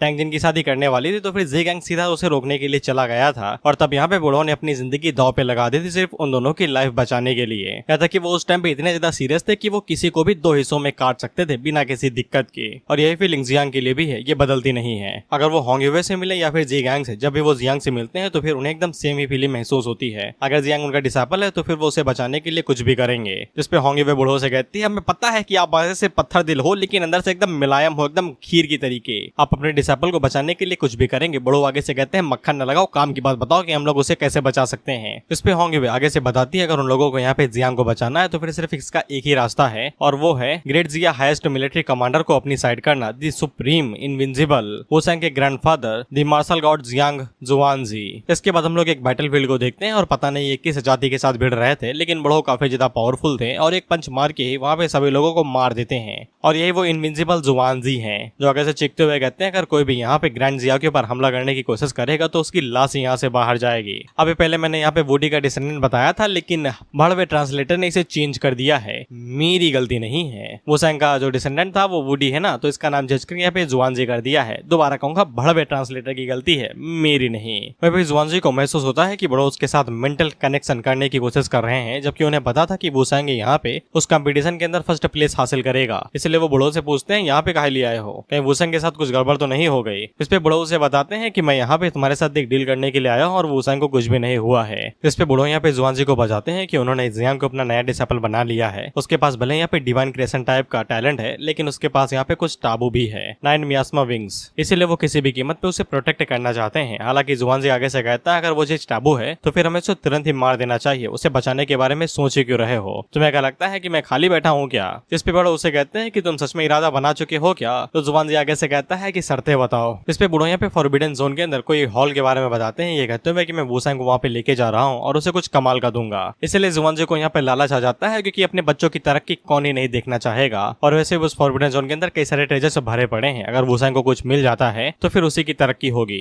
जुआनजी इस चीज के लिए मान जाता है, लेकिन उसकी भी एक कंडीशन है कि जियांग को यहाँ पे कंपटीशन के दौरान में फर्स्ट पोजीशन हासिल करनी पड़ेगी, लेकिन वो यहाँ पे 9 मियास्मा विंग्स का इस्तेमाल नहीं करेगा। और अगर वो यहाँ पे फर्स्ट पोजीशन हासिल नहीं कर पाता है तो फिर यहाँ पे जुआनजी उसे बैटलफील्ड में फेंक देगा, जहाँ पे अगर जियांग जिंदा रहता है तो जिंदा रहेगा, नहीं तो मारा जाएगा। मुड़ो को ये चीज मंजूर नहीं थी, लेकिन उनके पास और कोई चॉइस भी नहीं थी। अगर उन्हें जियांग की जान बचानी तो फिर उन्हें इस कंडीशन के लिए हाँ कहनी ही पड़ेगी, क्योंकि जियांग को बैटलफील्ड में भेजना ज्यादा अच्छा रहेगा यहाँ पे जनरल साओ के हाथों मरने से। वहीं बियान का ग्रैंडफादर वह भी जुआनजी अपने मन के अंदर सोचता है कि इस तरीके की एशियन एक्सटॉकिक स्पीसीज इस एरा के अंदर कभी भी एक कैलेमिटी नहीं ला पाएगी। और ऊपर से ग्रेट जिया के अंदर अभी तक यहाँ पे 3 ही डिवाइन लेवल के टैलेंट्स है और जियांग चौथा है, लेकिन उसका क्रिएशन टाइप ही है जो यूजलेस एक तरीके से। अगर वो अपने यहाँ पे 9 मियास्मा विंग्स इंसेक्ट का इस्तेमाल ना करे तो फिर वो कभी भी यहाँ पे फर्स्ट पोजीशन हासिल नहीं कर सकता और वो पोजीशन वुसेंग को मिल जाएगी। और अगर किस्मत से वो यहाँ पे फर्स्ट पोजीशन हासिल कर भी लेता है तो जुआनजी यहाँ पे किसी भी इविल स्पिरिट को इस दुनिया के अंदर मिटा देंगे, अगर वो कुछ उल्टा सीधा काम करती है तो। इसके बाद हम लोग इन लोगों को देखते हैं जो कि यहाँ पे फॉरबिडन जोन के अंदर आ गए थे, जहाँ पे बूढ़ों का ऑरा ही इन लोगों को आगे बढ़ाते लेते जा रहा था। और इस पूरी रियलम के अंदर टोटल 9 लेयर्स हैं, सॉरी 10 लेयर्स हैं, जिनमें से 9 और 10 सबसे ज्यादा सेफ्टी हैं। और जैसे जैसे लेयर्स का नंबर बढ़ता जाएगा वैसे वैसे खतरा भी बढ़ता जाएगा। जितना ज्यादा वो गहराई में जाएंगे उतने ज्यादा चांस बढ़ते जाएंगे कि वो लोग यहीं पे ही खो सकते हैं। इसलिए लोग पलटी मार के यहीं पे ही बैठ जाते हैं, क्योंकि ये खुली आंखों से भी भटक सकते हैं, तो ये अपनी स्पिरिचुअल सेंस का इस्तेमाल करेंगे रास्ते को देखने के लिए। जब जियांग यहाँ पे ध्यान लगाता है तो फिर उसके दिमाग के अंदर ट्री ऑफ ऑल थिंग्स आ रहा था, बेसिकली क्रिएशन ट्री, जिसको हम लोगों ने पहले भी देखा है, और वो किसी तरफ आगे बढ़ते जा रहा था। तभी जियांग की नजर उस पेड़ के ऊपर एक फल के ऊपर पड़ती है और जियांग अपने मन के अंदर सोचता है कि इसके ऊपर फल कब से उगाया। लेकिन जब वो उस फल को चेक करता है तो फिर उसे पता चलता है कि उसे यहाँ पे फंक्शनल रेड फ्रूट मिला है, जो कि और कुछ नहीं बस एक कॉपी एबिलिटी कार्ड है, जिसकी मदद से वो किसी इंसान की एक एबिलिटी कॉपी कर सकता है। हालांकि उसे 3 घंटे के अंदर इसका इस्तेमाल करना पड़ेगा, नहीं ये कार्ड यहीं पे ही गायब हो जाएगा। 3 घंटे के बाद इसका कोई फायदा नहीं है। वहीं जियांग को काफी अच्छे से पता था कि उसे यहाँ पे कोई ऐसा बंदा चूज करना पड़ेगा जिसके पास टॉप टायर एबिलिटी हो, नहीं तो उसकी ये एबिलिटी पूरी तरीके से खराब हो जाएगी। और जियांग इसी बारे में सोच रहा था कि वो उसे किसकी एबिलिटी कॉपी करनी चाहिए। उसी टाइम में हम लोग देखते हैं कि बड़ो यहाँ पे आ जाते हैं, जो कि सभी लोगों को बताते हैं कि वो लोग फॉरबिडन लेयर की 6th लेयर पे आ चुके हैं, जिसको टाइजोरियलम कहा जाता है, और उन लोगों के सामने ही टाइजोरियलम का पैलेस है। तभी जियांग की नजर यहाँ पे बड़ो के ऊपर पड़ती है और उसे याद आता है कि बड़ो उसे एक मूव सिखाने वाले थे, लेकिन उसने मना कर दिया। इसलिए जियांग अपने मन के अंदर सोचता है अगर वो यहाँ पे बड़ो की एबिलिटी कॉपी कर लेगा तो ये उसके लिए एक अर्लियर लेसन की तरह हो जाएगा। टाइजो पैलेस तक पहुंचने के लिए इन लोगों को यहाँ पे सीढ़ियां चढ़ के जाना पड़ेगा। अब सीढ़ियों के ऊपर प्रेशर रहता है और जो भी लोग इसे पार कर जाते हैं तो कई सारे लोग यहाँ पे पावरफुल रिवॉर्ड्स और सील्ड किंग भी बन जाते हैं। सील्ड किंग के बस एक टाइटल है जो कि यहाँ पे कुछ फैमिलीज को दिया जाता है जो काफी ज्यादा पावरफुल है, जैसे कि जियोंग और योंग यूए, ये दोनों यहाँ पे सील्ड किंग है, बस लेवल मुझे नहीं पता। वहीं पे हम लोगों को ये भी पता चलता है कि इस पैलेस के अंदर आज तक कोई भी नहीं गया है, किसी के अंदर इतना कूदा ही नहीं था कि वो ये सभी सीढ़ियां चढ़ के यहाँ पे हॉल के अंदर जा सके। बड़ो उन लोगों से कहता है कि यही उन लोगों का रिवॉर्ड है और यहीं से ही कंपटीशन खत्म हो जाएगा अभी के लिए। और बड़ो उन लोगों से कहता है कि खड़े क्या हो भाई, जाओ चढ़ाई शुरू करो। इस पे सभी लोग भागते हुए जाने लगते हैं और उन्हीं में से लू भी थी, लेकिन जियांग उसे रोक लेता है ये कहते हुए कि तुम रुको। इसके बाद वो पीछे का चेहरा दिखाते हुए कहता है कि ये लोग नहीं जा रहे, इसका मतलब हम भी नहीं जाएंगे।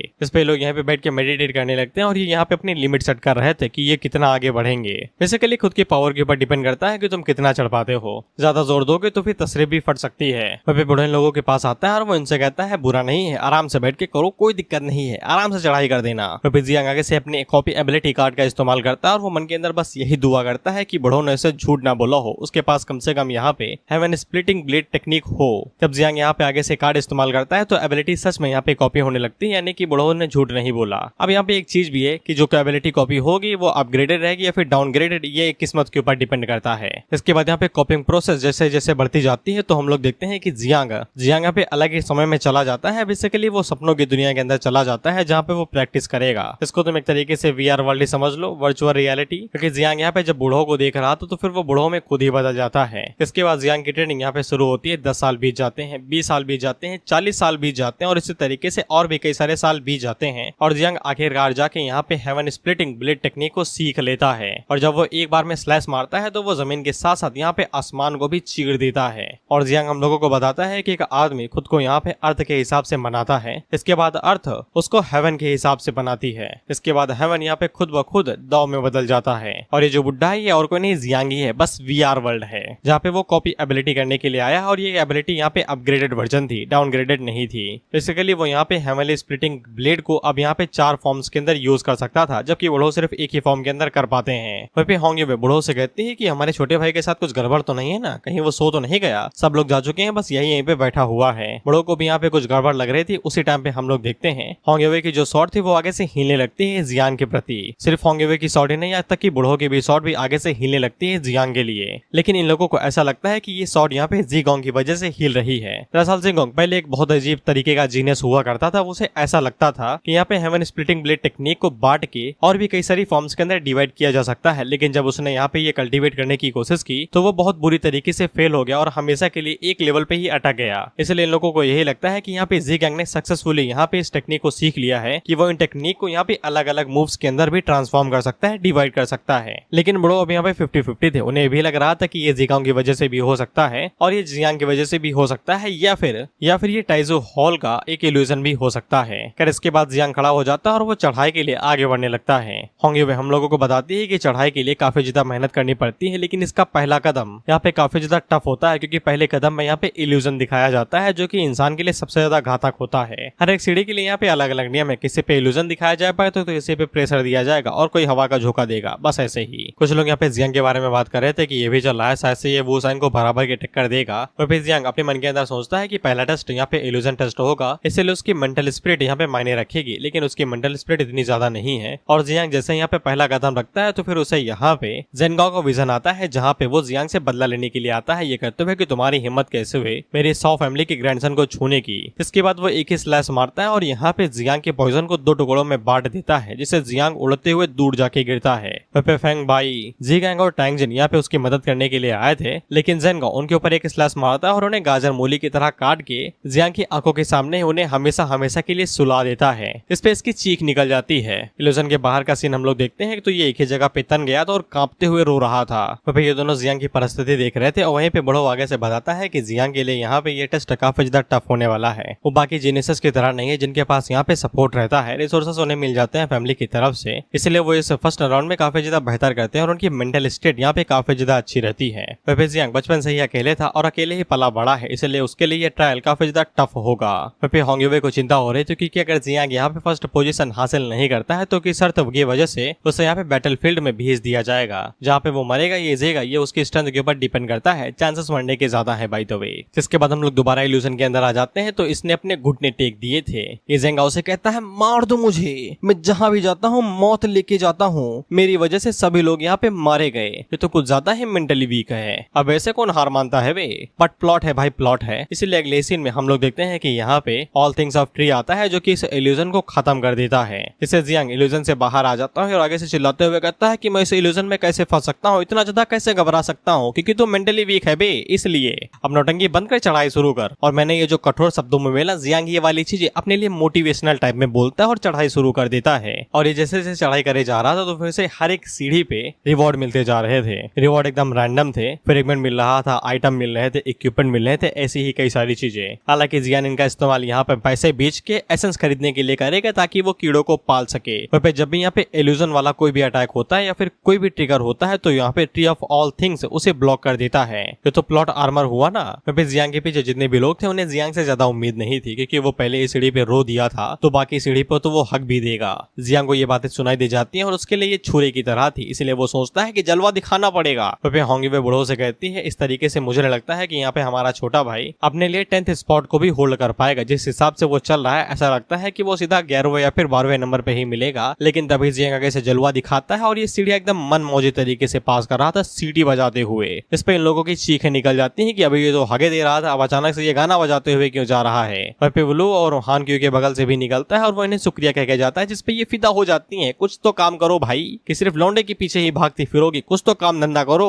फिर होंगवे को यकीन ही नहीं होता, वो आगे से कहती है कि यहाँ का सिस्टम हैंग हो गया, मैं बता रही हूँ ऐसा हो ही नहीं सकता कि ये साला सीटी बजाते हुए सीढ़ियां चढ़ने लगे, वो भी बिना प्रेशर के। जिसपे बुढ़ो भी आगे से यही कहते हैं, मैंने भी ये चीज कभी भी नहीं देखी। इसके बाद हम लोग जियांग को देखते हैं जो कि दो लोगों के बगल से निकलता है, तो वो दोनों आगे से कहते हैं कि ये पक्का हरामी डीमन मानुस ही है ना, या फिर मैं इल्यूजन में फंस चुका हूँ, ये हमसे आगे कैसे जा सकता है। वहाँ पे जियांग की नजर 3 की तिकड़ी पे पड़ जाती है जो कि यहाँ पे 299 सीढ़ी पे थे और इस पैलेस पे शायद से 1007 सीढ़ी के आसपास हैं, जहां तक मुझे याद है, पढ़ के आया हूँ भाई। बड़ो आगे से कहते हैं कि 300 सीढ़ी के बाद में इनकी अग्नि परीक्षा शुरू होगी और वो अग्नि परीक्षा यहाँ पे टॉप 3 जीनियस भी पार नहीं कर पाते हैं, उनके लिए भी ये कठिन होता है। इसमें होंगे आगे से कहती है कि पता नहीं ये लोग कितना आगे तक जा पाएंगे, मैं बस यही देखना चाहती हूँ। इसके बाद ये तीनों जब पीछे मुड़ के देखते हैं तो फिर इनकी नजर जियांग के ऊपर पड़ती है और वो संग आगे से कहता है कि तुमने मुझे निराश नहीं किया। इसके बाद जब वो यहाँ पे अपनी पावर को रिलीज करता है तो फिर जियांग को महसूस होता है कि इसके पास भी यहाँ पे शायद डिवाइन लेवल का टैलेंट है जिसको इसने अभी तक छुपा के रखा था, क्योंकि इसकी स्ट्रेंथ पहले से और भी ज्यादा बढ़ गई है। इसके बाद हम लोग वो संग को देखते हैं जिसको जंजीरों ने लपेटा हुआ था, लेकिन वो उनको तोड़ते हुए 300वीं सीढ़ी के ऊपर कदम रख लेता है, जिससे वहाँ पे पर्पल कलर का ऑरा निकलता है, लेकिन वो संग उसे अब्सॉर्ब कर लेता है। इस पे ये दोनों हैरान हो जाते हैं और ये लोग बहुत ज्यादा हैरान थे कि यहाँ पे वो संग ने 300वीं सीढ़ी को इतनी जल्दी ही रीच कर लिया बिना किसी दिक्कत के। वहाँ पे वो संग पीछे मुड़ के यहाँ पे खासकर जियांग से कहता है कि 300वीं सीढ़ी को यहाँ पे सबसे ज्यादा कठिन माना जाता है, इसलिए अगर तुम अभी तक पूरी तरीके से तैयार नहीं हो तो फिर तुम्हें पीछे रह जाना चाहिए, क्योंकि इसके लिए सोल स्ट्रेंथ भी काफी ज्यादा जरूरी होती है। और वो जियांग से कहता है कि उसने अभी तक यहाँ पे ब्रेक थ्रू भी नहीं किया है, इसलिए वो चाहे तो वापस लौट सकता है और उसकी फाउंडेशन में भी कमी है, वो यहाँ पे दोबारा आ सकता है जब वो ब्रेक थ्रू कर ले। लेकिन अगले ही पल हम लोग देखते हैं कि जियांग बड़े आराम से 300वीं सीढ़ी के ऊपर चढ़ जाता है, एकदम नॉर्मल तरीके से, जिसपे सभी की आंखें बड़ी हो जाती हैं। और वहीं पे जियांग वो संग से कहता है, भाई मजाक न करो, नहीं ये ईंट उठा के मुंह पे मार दूंगा मैं, इतना ज्ञान पेल रहे थे साला, मैं झटके में आ गया, सांस तक नहीं ली मैंने। लेकिन वुसंग का चेहरा बता रहा है कि वो कितना ज्यादा हैरान है और कितना ज्यादा गुस्से में है। वुसंग ने अपनी तशरीफ की पूरी ताकत लगा दी सिर्फ सीढ़ी के ऊपर आने के लिए, वहीं पे जियांग बड़े आराम से चला आया। खैर इस सीढ़ी पे चढ़ने के बदले में जियांग को यहाँ पे ओरिजिन क्रिस्टल दिया जाता है। ये उसके कीड़ों के लिए कुछ भी काम का नहीं है, लेकिन वो यहाँ पे ये ज़ीगैंग को दे सकता है, जिससे वो यहाँ पे अपनी अवेकनिंग को दोबारा रिस्टार्ट कर सकता है, क्योंकि वो काफी टाइम से एक ही लेवल पे अटका हुआ है। और वैसे भी यहाँ पे जियांग ने उसे वादा दिया था कि वो उसके लिए यहाँ पे एपिक टायर का सेट लेके आएगा, लेकिन ये क्रिस्टल से ज्यादा कीमती है। इसके बाद हम लोग यहाँ पे 9 को देखते हैं जो कि कुछ ज्यादा एक्साइटेड थी और वो जियांग से कहती है कि आगे बढ़ो, जल्दी चढ़ाई करो यार, मुझे भूख लगी, ये खाना खाना है। जियांग उसे पूछता है तुम्हें क्या खाना है भाई, तो 9 आगे से बताती है टाइजू हॉल का स्टील। जियांग उसे कहता है मैंने कहा था ना लोहा ना खाना, लेकिन इस बार 9 की तलब कुछ ज्यादा ही थी, इसीलिए वो खुद अपनी पावर्स का इस्तेमाल करती है और जियांग को जानबूझ के एकदम घसीटते हुए ऊपर चढ़ाने लगती है। इसको देख के इन तीनों के पैरों तले जमीन खिसक जाती है। आगे से कहते हैं ये हम क्या देख रहे हैं, हमारी आंखें तो अंधी नहीं हो गई, ये साला इतनी तेज भागते हुए जा रहा है, इतनी तेज हम नहीं चढ़ पाते। लेकिन वुसंग का ईगो उसकी स्ट्रेंथ से ज्यादा था, उसे बिल्कुल भी मंजूर नहीं था कि जियांग इतनी तेजी आगे बढ़े, इसलिए वो यहाँ पे अपनी पावर को रिलीज करता है और अपनी ट्रू सेल्फ को रिलीज करके तेजी के साथ आगे बढ़ने लगता है और इसके हाथ आ जाते हैं। इसको देख के बाईफेंग आगे से कहता है कि साले ने यहाँ पे अपनी गॉडली बॉडी को भी अचीव कर लिया। इसके बाद इससे भी सहन नहीं होता है क्योंकि इसका भी ईगो कुछ ज्यादा ही हाई था। ये आगे से कहता है इनकी माँ का साला ये मुझे पीछे छोड़ के जा रहा है, मैं इन सभी को मार दूंगा। इसके बाद वो आगे से यहाँ पे डीमन गॉड ब्लड लाइन को एक्टिवेट करता है, स्टे इन दी हेवंस, जिसके बाद वो भी तेजी के साथ आगे बढ़ने लगता है। वहाँ पे जिनको हम लोगों ने पहले देखा था, जिनकी मुलाकात जियांग से हुई थी, जो कि कह रहे थे कि हम इल्यूजन में तो नहीं है ना, ये भी यहाँ तक आ गए थे और ये नहीं इन तीनों को देख के हैरान हो गए थे। ये आगे से कहते हैं ये कैसे जानवर पाल रखे हैं भाई हम लोगों ने, साला छोटी छोटी बातों पे गुस्सा आ जाते हैं। और वो दोनों यहाँ पे टांगिन से कहते हैं कि कह दो कि तुम इनकी तरह नहीं हो, हम तुम्हें बीवी की तरह देखते हैं, प्लीज कह दो, पता चले किसी दिन खाने में नमक कम रहा है और तुम मेरा सर फोड़ दो। इस पे टैंगिन पीछे मुड़ के कहती भी है कि वो एक असैसिन है, वो उनके साथ कैसे खुद को कंपेयर कर सकती है। इस पे ये दोनों को बहुत ज्यादा खुशी होती है। आगे से कहते हैं हमें पता था कि तुम अच्छी दिल की हो। लेकिन हम लोग टैंगिन को देखते हैं जो कि अपने आप को सांप में बदल लेती है और ये भी फुर्ती के साथ आगे बढ़ने लगते एकदम तेजी से। इस पे ये दोनों एक दूसरे को गले लगा लेते हैं, कहते हुए भाई तू धोखा न दे दियो, नहीं तो मैं जहर खा लूंगा। इस पे दूसरा वाला भाई आगे से कहता है नहीं दूंगा यार, इस काली दुनिया में सिर्फ हम ही एक दूसरे का सहारा हैं। हम लोग होंगे हुए को देखते हैं जो कि यहाँ पे जियांग के परफॉर्मेंस को देख के काफी ज्यादा एक्साइटेड हो गए थे, क्योंकि जियांग ने यहाँ पे कई सारे जीनियस को मरबूज कर दिया है अपनी पावर दिखाने के लिए, ताकि वो उसके साथ कम्पीट कर सके। इस पे बूढ़ों को काफी ज्यादा गर्व हो रहा था। वहीं पे होंगे हुए आगे से कहते हैं कि पलक झपकते ही जियांग तो यहाँ पे एकदम हॉल पे ही पहुंच गया बिना किसी दिक्कत के। हम लोग जियांग को देखते हैं और वो जैसे यहाँ पे टॉप पे पहुंचा ही था कि उससे पहले ही वो यहाँ पे एक स्टील पिलर की तरफ जाता है और उसे किडनैप कर लेता है। होंगे हुए जियांग की तरफ देखते हैं तो जियांग यहाँ पे अपने सही सारे बच्चों को रिलीज करता है और वो सभी एक झटके के अंदर यहाँ पे उस पिलर या फिर मूवमेंट को चारों तरफ से घेर लेते हैं। ये स्टील का ही बना है। वहीं पे होंगे हुए को कुछ भी समझ में नहीं आ रहा था कि जियांग ने यहाँ पे 9 मियास्मा विंग्स को क्यों रिलीज किया और वो सभी यहाँ पे टाइजो स्टील के आसपास क्यों मंडरा रहे हैं। और ऐसा माना जाता है कि ये टाइजो स्टील काफी ज्यादा मिस्टीरियस है और कई सारे ड्रीमर यानी कि चढ़ने वाले यहाँ पे इसके पास लाइटमेंट के लिए आते हैं, यानी कि ज्ञान और बुद्धि के लिए। लेकिन पलक झपकते ही वो स्टील यहाँ से गायब हो जाता है। बिहार तो बदनाम है, असली चोर तो ये लोग हैं। साला चुटकियों में पिलर ही गायब कर दिया, वो भी रातों रात नहीं दिन दहाड़े। ताकि बूढ़ो भी हैरान हो जाते हैं। वो मन के अंदर सोचता है इसने पूरा स्टील ही एब्जॉर्ब कर लिया, ये इसके साथ करेगा क्या। इसके बाद हम लोग वूसांग को देखते हैं और वो जैसे ही देखता है कि जियांग पहले ही हॉल के पास पहुंच चुका है तो वो आगे से गिव अप कर देता है, ये कहते हुए कि जब हम दोनों यहाँ पे ग्रैंड या प्रोडिजी रैंकिंग के अंदर भिड़ेंगे तो फिर मैं अपनी पूरी जान लगा दूंगा। यानी कि इसके बाद एक और कंपटीशन होगा, कितने होंगे भाई। खैर वाईफांग आगे से कहता है वूसांग ने यहाँ पे गिव अप कर दिया है तो फिर हम भी लोग गिव अप करते हैं। जिसपे टैंगिन आगे से कहती है कि हमारी जान निकल चुकी है भाई, अगर हम लोग और ज्यादा आगे बढ़ेंगे तो इससे हमारे एसेंस को और ज्यादा नुकसान होगा। फिर ये दोनों खुश थी कि जियांग आगे से काफी ज्यादा पावरफुल हो चुका है और उसने यहाँ पे मिशन को कंप्लीट कर लिया है। इसके बाद हमें रैंकिंग बताई जाती है, लेकिन रैंकिंग हमें पता है तो जानने के बारे में जरूरत नहीं। हालांकि बड़ो आगे से कहते हैं कि बिना जियांग के वो लोग भी इतना ज्यादा दूर न जा पाते, जियांग की वजह से ही वो लोग मोटिवेट हुए और आगे बढ़ते रहे। इस पे होंग याओ आगे से कहती है कि ये वाली जनरेशन हमारी वाली जनरेशन से कई गुना ज्यादा स्ट्रॉन्ग है। लेकिन वो जियांग की तरफ देखते हुए कहते हैं कि हर कोई जवाहर जा चुका है, लेकिन ये अभी तक वहाँ पे ही क्यों रुका हुआ है, एकदम खड़ा सा है। तो फिर हम लोग अंदर का सीन देखते हैं और हम लोग 9 को देखते हैं और ये पिलर के साथ चिपक ही गई थी, मतलब चिपक ही गई थी, सीटी बजाते हुए चिपकी हुई थी, छोड़ नहीं रही थी उसे। वहीं पे इसका लेवल धड़ाके से बढ़ रहा था, 22 से सीधा 25, 25 से सीधा 27। वहीं पे 9 तो पहले इसे खाना चाहती थी, लेकिन अब वो इसको साथ ही ले आई है और इसको हमेशा घोंसले में ही रखेगी। वहीं पे ये पिलर यहाँ पे सच में काफी ज्यादा कमाल का था। यहाँ पे 9 के साथ साथ जो भी छोटे मोटे इंस्ट्रक्ट थे उनकी भी वैल्यू को बढ़ा रहा था, उनकी भी यहाँ पे लेवल बढ़ रही थी। इससे जियांग को समझ में आ जाता है कि ये स्टील पिलर यहाँ पे 9 मियास्मा विंग के साथ कनेक्टेड है। इसके बाद हमें टाइजो स्टील के बारे में बताया जाता है जो कि ओरिजिनेटेड अबायस के अंदर ही बना था, जो कि अबायस की एकदम गहराई वाली जगह पे बना था। वहीं का ये आर्टिफैक्ट है और इसको यहाँ पे अबायस का कोर भी समझा जा सकता है, जो कि एक एसेंस है, क्योंकि ये टाइजो स्टील पिलर यहाँ पे अबायस से आया है। वहीं पे 9 अबायस के रूलर है, इसलिए दोनों के बीच में काफी अच्छा कॉन्टैक्ट और कनेक्शन बन चुका है। उसी टाइम पे जियांग के पास नोटिफिकेशन आता है और उसे बताया जाता है कि उसे टाइजो रियलम का मास्टर मान लिया गया है, अब वो बिना किसी दिक्कत के यहाँ पे आ जा सकता है। जियांग आगे से कहता है ये बड़ी अच्छी बात कही आपने, पर वो अभी यहाँ पे हॉल को एक्सप्लोर नहीं कर सकता है, नहीं तो लोगों को शक हो जाएगा, साले पहले ही हो चुका है, हो क्या जाएगा। इसीलिए वो बिना किसी देरी के हॉल से बाहर आ जाता है, लेकिन रास्ते के बीच में बुढ़ऊ उसे पकड़ लेते हैं। ये कहते हुए कहाँ चले भाई साहब, तुम हमारे साथ चलोगे हगने, चलो हमारे साथ। और वो उसको रास्ते के बीच में ही किडनैप कर लेते हैं। वहीं पे इन लोगों को खुशी हो रही थी। ये आगे से कहते हैं अच्छा किया साले को ले जाते हुए यहाँ से, साले की पीठ पे 2 गुद्दे मारना मेरी तरफ से, साला जब से आया तब से हम जीनियस को यहाँ पे छठी का दूध याद दिला दिया है। इसके बाद हम लोग बुढ़ो को देखते हैं जो कि यहाँ पे जियांग से कहते हैं कि जिया के अंदर 3 इनविंजिबल फिगर्स हैं, जिनमें से पहले को हम लोग देख चुके हैं, वूसांग का बुढ़ा दादाजी, जुआन जी, बाकी 2 के बारे में आगे बताऊंगा। और इन दोनों में से एक ड्रीमर है जो कि यहाँ पे उस स्टील का इस्तेमाल सिर्फ लाइटमेंट यानी कि बुद्धि पाने के लिए ही करती है, लेकिन जियांग ने यहाँ पे अपने 9 मियास्मा विंग्स का इस्तेमाल करके पूरा का पूरा पिलर ही निकाल लिया। वो तुमने कैसे किया ये बताओ। फिर जियांग की बुद्धि उसे बताती है कि इन्हें 9 मियास्मा के बारे में पता चल चुका है, ये पक्का मुझे मारने के लिए ही आए होंगे। इस पे बड़ों से कहते हैं घूर क्या रहे हो यार, साला तुम्हें क्या लगता है कि तुम यहाँ पे 9 मियास्मा को पॉइजन के अंदर बदल के हर किसी को बेवकूफ बना दोगे क्या? हर कोई नशा नहीं करता है मेरी तरह, मैं अपनी नशीली आंखों से झूठ पकड़ लेता हूँ। और पे होंगे जियांग का मजाक ही उड़ाई जा रही थी। ये कहते हैं कितना भोला है ये, सीधी सी शकल ना बनाओ, क्यूट लगते हो। इससे जियांग को समझ में आ जाता है कि ये उसे मारेंगे नहीं, बस उसकी गुद्दी लाल करेंगे। इसके बाद जियांग इन्हें बता देता है कि टाइजो स्टील और 9 मियास्मा का एक दूसरे के साथ काफी अच्छा खासा कनेक्शन है, वो दोनों ही अबायस से आए हैं और उनका सेमी ओरिजिन है। या फिर तुम ये भी कह सकते हो कि वो स्टील यहाँ पे 9 मियास्मा का ही है जो उसे वो अपने साथ लेके चली गई। बड़ो आगे से कहते हैं ठीक है, लेकिन क्या तुम्हें ये पता है कि तुम जिस चीज का इस्तेमाल कर रहे हो वो पूरे जिया के अंदर पूरी तरीके से टाबू है, एकदम बैन है। अब तुम्हारे पास यहाँ पे 2 ऑप्शन बचते हैं, या तो जियांग हमेशा के लिए यहीं पे रुक जाए और हमेशा एक एग्जाइल यानी कि भगोड़े की तरह यहीं पे ही जिए और अपना जीवन यापन करे जैसे वो करना चाहे।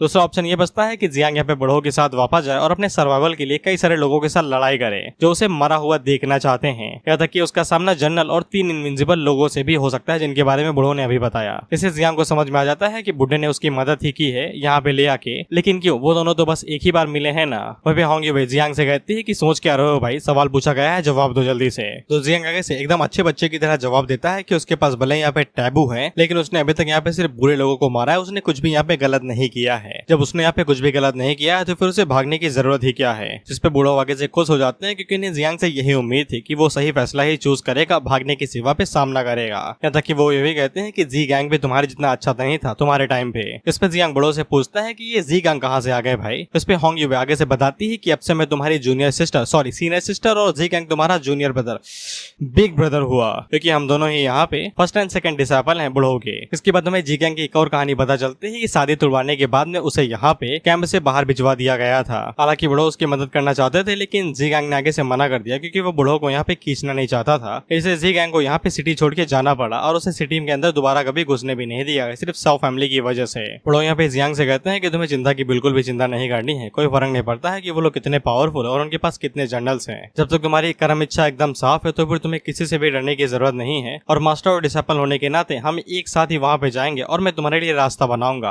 अगर हमारे बीच में कोई भी आएगा तो मैं उसके हाथों को काट दूंगा। इस पे जियांग को समझ में आ जाता है कि बुड्ढा ही है उसका असली मास्टर, इसीलिए वो तुरंत घुटने टेक के यहाँ पे उसे सलामी ठोकता है, मालिक बचा लेना। इसके बाद हम लोग देखते हैं एकदम गंभीर मीटिंग को जहाँ पे इस बारे में डिसाइड होगा कि जियांग के टुकड़े टुकड़े करके उसे कीड़ों को खिला देना है या फिर उसे जिंदा रखना है। हमें यहाँ पे कई सारे फैमिलीज के नाम बताएंगे और ये सब यहाँ पे डिसाइड करेंगे क्या होगा क्या नहीं होगा। अब तुम बस इतना जान लो, यहाँ पे लू और मू हानक्यू की फैमिली ही यहाँ पे जियांग को सपोर्ट करती है, बाकी सभी लोग यही चाहते हैं कि जियांग की गर्दनें उड़ा दी जाएं। वहीं पे जब मू हानक्यू और लू की फैमिली थोड़ा सा फोर्स करते हैं उन्हें कि हम तुम्हारे साथ कोई भी रिश्ता विश्ता नहीं करेंगे, तो जैसे ही पकड़ यहाँ पे ढीली होने वाली थी कि जियांग को छोड़ देते हैं, इतना भी बुरा बच्चा नहीं है, लेकिन उसी टाइम पे यहाँ पे जेन गाओ आ जाता है जो कि आगे से चीखते हुए कहता है कि जियांग चेन वो यहीं पे ही मरेगा, अगर कोई भी इसके बीच में दखल देने की कोशिश करेगा तो फिर सबसे पहले उसे मुझसे होके गुजरना पड़ेगा। हम लोगों ने डुवान को पहले भी देखा था तो डुवान उससे कहता है कि धीरज रखो यार। वहीं पे डुवान अपने कदम पीछे ले लेता है और वो बूढ़ो से कहता है बूढ़ो अब तुम राम भरोसे, हम तुहार मदद नहीं कर सकी। गर्मा गर्मी का माहौल में बीच में पिस के यहाँ पे चक्की आटा नहीं बनना चाहता। इसके बाद हम लोग जी गैंग की गैंग को देखते हैं और ये भी उसी जगह पे आ चुके थे जहाँ को हमने पहले भी देखा था। अब यहाँ पे ये जियांग जेन के वापस आने का इंतजार कर रहे थे और ये लोग पूरी तैयारी के साथ आए थे क्योंकि यहाँ पे जेन गाओ भी अपनी आर्मी लेके आने वाला है ना जियांग के ऊपर हमला करने के लिए, तो ये लोग यहाँ पे उसे प्रोटेक्ट करने के लिए आए हुए थे। ये एकदम तैयार थे कि जान भी दे देंगे जियांग के लिए, साले 2 ही दिन हुए मिले हुए उससे, काहे जान दे रहे हो फालतू में। But they don't care, Tang जिनको कुछ भी नहीं होना चाहिए, बस इतना याद रखना तुम लोग। इसके बाद हम लोग देखते हैं कि बड़ो सभी लोगों को वापस लेके आ जाते हैं, तो फिर हम लोग जेंगाओ को देखते हैं जो कि अपने लोगों से कहता है टारगेट आ गया है, निशाना लगाओ यार, तुम्हें किस लिए पाला है मैंने। तो फिर ये सभी अपने पास एक क्रॉस बो निकालते हैं। वैसे ये गॉडली क्रॉस बो था, इसका निशाना कभी भी नहीं चूकता, वो तो अभी बाद में ही पता चलेगा। हम लोग यहाँ पे होंगे हुए और बूढ़ों को देखते हैं और उन्हें पता था कि यहाँ पे एकदम लड़ने के लिए जंग रेडी हो रखी है, बस थोड़ी बहुत आग की जरूरत है। वह भी होंगे हुए लड़ने के लिए रेडी थी क्योंकि वो जी गैंग भी शादी वाले टाइम पे लड़ नहीं पाई थी, तो ये थोड़ा सा हिसाब किताब बराबर करना चाहती थी। बूढ़ो भी आगे से कहते हैं कि लड़ाई करते हैं ना यार, हम लोगों ने कौन सा चूड़िया पहन के रखा है। इस पे होंगे हुए उसे कहती है कि तुम्हें भी लड़ने की खुजली हो रही है ना बूढ़ो। बूढ़ो आगे से कहते हैं इज्जत से नाम लो मेरा। इसके बाद होंगे हुए जियांग की तरफ देखती है तो एकदम मंद मोहक चुपचाप खड़ा था। हमें पता चलता है ऐसा इसलिए क्योंकि यहाँ पे 9 दोबारा रिप्रोडक्शन कर रही थी और उसने इस बार यहाँ पे 5 लाख बच्चों को जन्म दिया है। ऑफ कोर्स इसमें कुछ कीड़े और भी हैं, जो छोटे मोटे कीड़े हैं वो भी तो बच्चे देंगे ना। सबको मिला के यहाँ पे 5.11 मिलियन 9 मियास्मा विंग्स पैदा हुए हैं। जियांग इतनी तादाद को देख के हैरानी हो जाता है। वो आगे से कहते हैं कि साला 3rd जनरेशन के अंदर इतनी ज्यादा, तो फिर 4th जनरेशन में कितने होंगे। लेकिन उसी टाइम पे होंगे यहाँ पे जियांग को उठा देती है, ये कहते हुए कि वो लोग पूरी फोर्स के साथ आए हैं, लेकिन चिंता न करना, हमारे साथ वो तुम्हारा बाल भी नहीं उखाड़ पाएंगे। लेकिन जियांग को उनसे डर नहीं लग रहा था। वो आगे से बताता है कि वो यहाँ पे जीकोंग और बाकी लोगों से मिलना चाहता है और उन्हें उनके गिफ्ट देना चाहता है। होंगे वो उससे कहती है जाओ ना, हम लोग तब तक यहीं पे रुके हुए हैं। इसीलिए जियांग उड़ते हुए उस साइड पे जाता है। वह पे तक सभी लोगों को पता चल चुका था कि जियांग के पास यहाँ पे टाबू स्किल्स हैं, टाबू फॉरबिडन जोन्स हैं। इन लोगों को यही लगता है कि जियांग ने यहाँ पे टाबू की मदद से ही बिहान को हरा पाया था और उसे मार पाया था, नहीं तो कभी भी जियांग ये कुछ भी ना कर पाता। अभी मोहन क्यों और ल्यू को यहाँ पे जियांग की चिंता हो रही थी, लेकिन ये दोनों कुछ भी नहीं कर सकती हैं सिवाय दूर से खड़े होकर देखने के। इधर हम लोग जियांग को देखते हैं जो कि यहाँ पे इन लोगों के पास आता है और तुमने देखा कि घर वाले पहले आते हैं मदद करने के लिए, इसीलिए परिवार सबसे पहले है। जियांग के पास जो यहाँ पे एपिक क्रिस्टल था वो यहाँ पे जीगोंग को दे देता है, ये कहते हुए इसकी मदद से तुम ब्रेक थ्रू कर पाओगे। फिर जीगोंग भी क्रिस्टल को देख के काफी ज्यादा हैरान हो गया था क्योंकि वो इसकी मदद से यहाँ पे ब्रेक थ्रू कर पाएगा। इसके बाद वहाँ पे टैंक जिन के लिए एक स्कार्फ निकालता है, वहाँ पे डुआन फेंग के लिए वो यहाँ पे एक धनुष निकालता है, वहाँ पे बुलैंग के लिए वो यहाँ पे एक गोल्ड डैगर निकालता है और युन साओ के लिए यहाँ पे प्लेटिनम गोल्ड सेट वो भी बिकनी निकालता है। अबे उसको पहने की कहाँ पे वो, ये सोचो तुम अंदर। इसके बाद हम लोग जन गाओ को देखते हैं जो कि तैयार था भाई धनुष बाणी करने के लिए। महाभारत यहीं पे ही शुरू होती है। उससे पहले ही डुआन आगे से कहता है रुक जाओ यार, वहाँ पे कम से कम 100 से ज्यादा जीनियस हैं और इस लड़ाई के चक्कर में अगर वो चपेट में आ गए तो फिर हमें भारी ज्यादा नुकसान होगा, इसलिए सबसे पहले हमको बुढ़ो से बात कर लेने दो। जिसपे जी गांग आगे से कहता है कि ठीक है, अगर बुढ़ो यहाँ पे किसी का फायदा नहीं देखता है तो फिर सबसे पहले मैं उसे ही मारूंगा।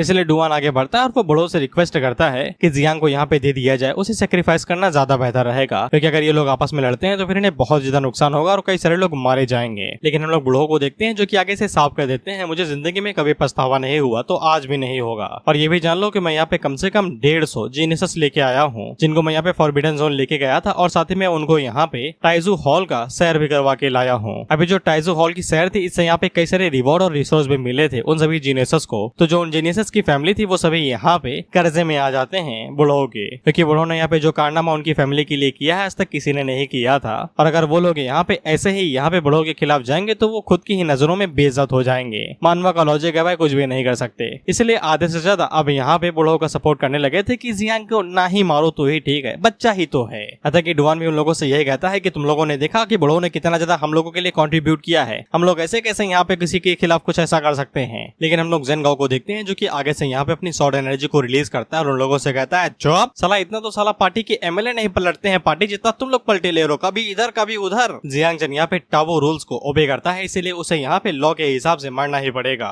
और वो बुढ़ो से कहता है अगर तुम यहाँ पे जियांग को प्रोटेक्ट करोगे तो फिर तुम भी यहाँ पे टाबो के साथ ही माने जाओगे और तुम्हें भी यहाँ पे लॉस का सामना करना पड़ेगा। और वो यहाँ पे जीनियस का फायदा नहीं उठा सकता है इस मैच को गंबल करने के लिए ताकि वो उनकी मदद से यहाँ पे खुद को और जियांग को बचा सके। जेन गाओ ने जो एबिलिटी यहाँ पे इस्तेमाल की थी तो फिर उसकी सॉर्ड एनर्जी से यहाँ पे एकदम पानी सा आ गया था, बिल्कुल एक समुद्र की तरीके। जितने भी लोग थे उन्हें ये लग रहा था कि अब तो जियांग की कब्र खुदे ही भाई उसको यहाँ पे जल समाधि मिलेगी। वो यहाँ पे जियांग से कहते हैं कि तुम मेरे साथ रहोगे और वो होंगयुए से कहते हैं जाओ और जाके बच्चों को संभालो, उन्हें कुछ भी नहीं होना चाहिए। तो फिर हम लोग जियांग को देखते हैं जो कि यहाँ पे इन लोगों के ऊपर बैरियर लगा देता है ये कहते हुए कि जब कुछ गलत होगा मेरे साथ तब तुम लोग यहाँ पे एक्शन करना, तब तक चुपचाप उस बैरियर के अंदर ही रहो। इसके बाद हम लोग बुढ़ो को देखते हैं जो कि आगे से अपनी सॉर्ड उठा लेते हैं। जेन गाओ उससे कहता है कि तुम अपनी ब्लेड का इस्तेमाल मेरे ऊपर करोगे। और इसी के साथ ये एपिसोड यहीं पे ही खत्म होता है। चिंता ना करो भाई, एकदम से फाइट नहीं शुरू होगी साला, ये पहले अभी डिबेट करेंगे, लड़ाई करेंगे, जिसके बाद कहीं फाइट शुरू होगी। 10 मिनट ये ऐसे ही खा जाएंगे और मुझे वीडियो एंड करनी है भाई, 1 घंटा हो रखा है। मेरी आज की दिहाड़ी यहीं पे ही खत्म होती है।